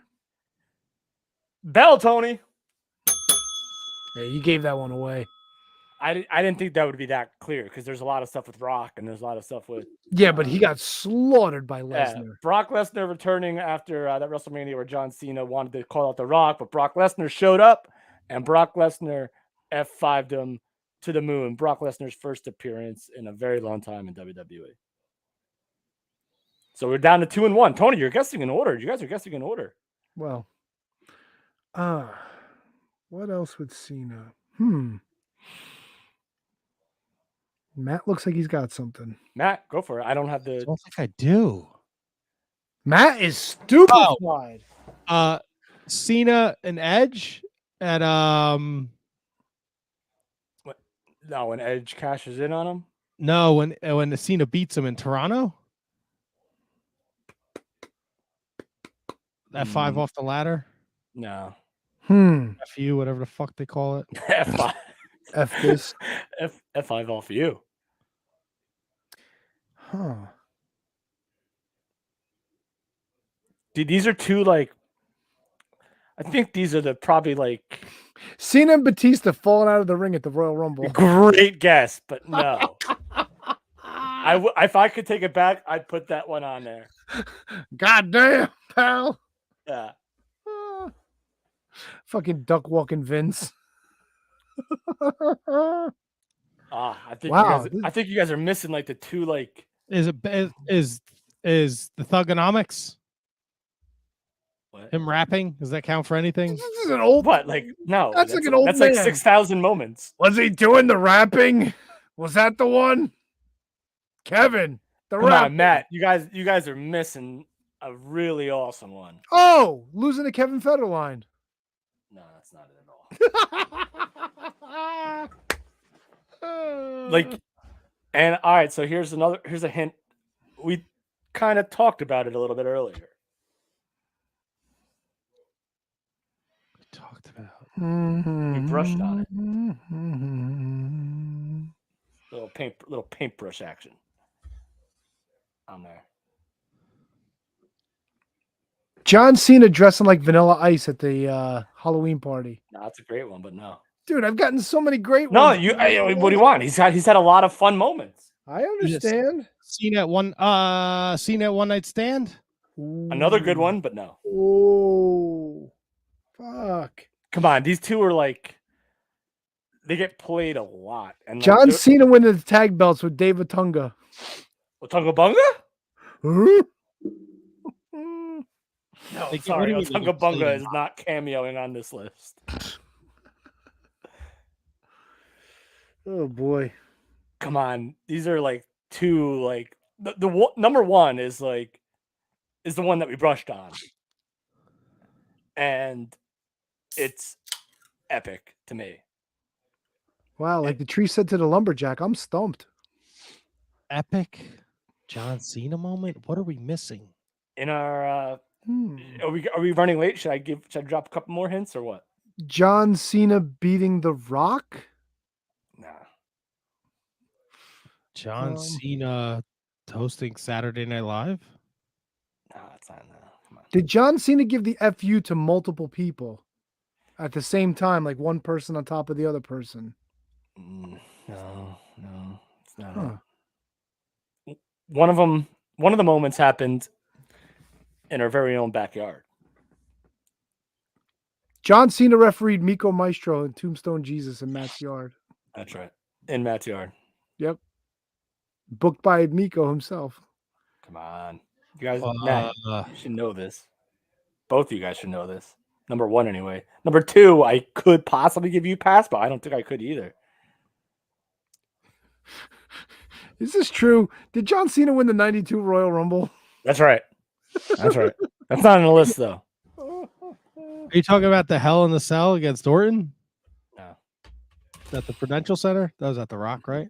No, Randy Orton. The only Hell in the Cell that Orton was in was because I was there. Was Orton and oh no, it may have been no because Legacy fought DX, and Orton may have fought John Cena. JJ Rogue says the Rumble return. JJ Rogue said that. Yes. Do I give him credit if it's right? Yeah, well, of course.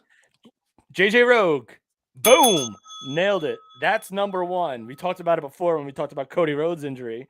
I think John Cena came back completely surprised. That's number one. His pop was ridiculous at MSG at a time where people still loved John Cena. So yes, that is number one. I think JJ he may have put that in the chat about 17 times. Yeah, sorry, buddy. I don't have it up. I have the list up. Sorry. Ryan Schlong says he said it 5 times. Number two is the only one you're missing, boys. Fuck me. This is a fun little moment. Nothing monumental, but still very, very fun. It's the John Cena Open Challenge where he loses to Kevin Owens. Kevin Sullivan. Purple Haze. No, and Tony already asked that, and it was not the case. Making fun of Vicky Guerrero. What? Yeah, there was like a whole thing where he cut promos on Vicky Guerrero telling your mama jokes, but he used Vicky instead. Again, this is personal preference, so the list might not be. Is it something? Is it the shit with Zack Ryder? No, it's not. No, it's not. Zack Ryder is nowhere in this list. Look at this fucking asshole, JJ Rogue, just answering questions. Too bad you don't do it during fucking Can You Beat That, you jobber. Oh, thank you, Matt. Enjoy your last week as the champion. You're going down against Christian Rocco next week. He doesn't stand a chance. Actually, Matt, boys, yes, we are 7 days from the week or from the day that this actually happened in a year in the mid 2000s. 7 days, exactly a week removed. So it happened June 20th. No, a week removed. Oh, it's not one night stand because that was yesterday. From the anniversary. So this happened in June of 2005. I'll just say. Good one. Thank you. I give up. I don't know. Kev, I don't know. When they have the draft and John Cena is a WWE champion on SmackDown and gets drafted to Raw on the highlight reel with Chris Jericho. Yeah. You gotta go, Tony. Don't knock it till you go back and watch it. That's number 2, by the way. That's not number 1. That's number 2. Well, we got number 1. Yeah, number 1 was gotten. But go back and watch that. The reaction that it was like no one thought that the champion could be drafted to the show where Batista was already a world champion and on the show. It was nuts. Huh. All right. Well, you know what? Go fuck yourself, Tony. How about that? Why me? How about both of you? It's always you, Tony. You always. I got 3 of them right. What the fuck do you want from me? And how many did you say, Tony? No, that's a great one. That's a great one. Fake it. Fake a reaction. At least Matt looked like Matt's got stuff going on. Matt, because he does. He's got shit going on with the police department. Exactly. You have nothing going on, and you still gave me nothing. Let's check it on my bets. All right, well, that is kind of a slap in the face. Sorry. Some of your fucking lists, I think you overthink. Yeah, a little bit. I think you overthought this one. This was a John Cena moment list. That wasn't a John Cena moment. That was a draft moment. Your John Cena moments, not like John Cena moments. Well, that's the purpose of the list, Matt. I mean, I got to take Kevin's side on that one. Yeah, it's my list. Yeah. Even if the answers are dog shit. That's a wide. You're throwing out a fucking giant net there, dude. Dude. My other one was my top 5 favorite Japanese wrestlers of all time. Oh boy. That was the other one. No, save that one. Save that one for July. That'd be awesome to do on July 4th. July 5th. Don't Whatever. People. Same shit. Is that it? All right. I'm sorry. All right, so I ruined the show. I'm sorry. No, you didn't, dude. No. Let him think that, please. No, I can't do that. Come on, let him beat himself up. No, dude, we're gonna get 20 texts Matt, later I do about his that fucking. anyway without having the help of you guys. It's bad enough we're gonna have to hear about this pick penalty for the next 5 days. I don't No, need to hear fucking. That's his own fucking fault. You better not text me at all about that pick penalty. Why would I ever? I You. agreed to it. It's a verbal contract. Oh boy. That's right. Yeah, wipe your Anything else, shiny. Matt? Shining Wizard. You are the Shining Wizard. That's why my name is Tony the Shining Wizard. Oh boy. Special thanks to Ryan Davidson and Trevor Murdoch for joining us tonight. Please check out Wildcat Sports. Wildcatsports.com is the website. Cat spelled with a K. And follow Ryan Davidson, RD Bear 57, and the real T Murdoch. Check those guys out, see what they're doing. Big week next week. We got Jay Spade and Luke Hawks joining us from Wildcat Sports and Entertainment. We got Can You Beat That Championship? Kevin Rogue defends against Christian Rocco. We got an Impact pay-per-view and picks to talk about, and so much more. Did you add farting to this? That's the song, Farting Around. Oh, I end every show with this. Yeah, I don't know if I ever really noticed the fart. I'm really out of it tonight, and I'm sorry. No, you? Yeah, man. Checking his bets. Yeah, check my bets. Yeah, I won fucking big on Saturday, baby. What'd you take? What'd you have? I turned 10 into 2,800. What did you take? I bet a fucking baseball game, single game parlay. Like what? Like props, like hits and hits, RBIs. Be sure to follow us on all social media at Wizards Podcast. Don't forget to join the Discord. The link is over on our Twitter page. Pick up a shirt. ProWrestlingTees.com/Shining Wizards. And we'll see you guys next week. Happy Juneteenth to everyone. For those of you, happy that day. When's I'm that? off. Me too. So there you go. Fuck off. I have all Monday. Have fun slinging pizzas on Juneteenth. I'm going to a fucking Mets game Monday afternoon. Oh, well, there you go. Nice. Suck my balls. I might not even do the show. I don't know. We'll see what happens. Well, Luke Hawks won't be doing the show next week. Oh, come on. We love Luke. I'm telling him you fucking said that. Yeah. Well, you fucking throw me under the bus with everything else anyway.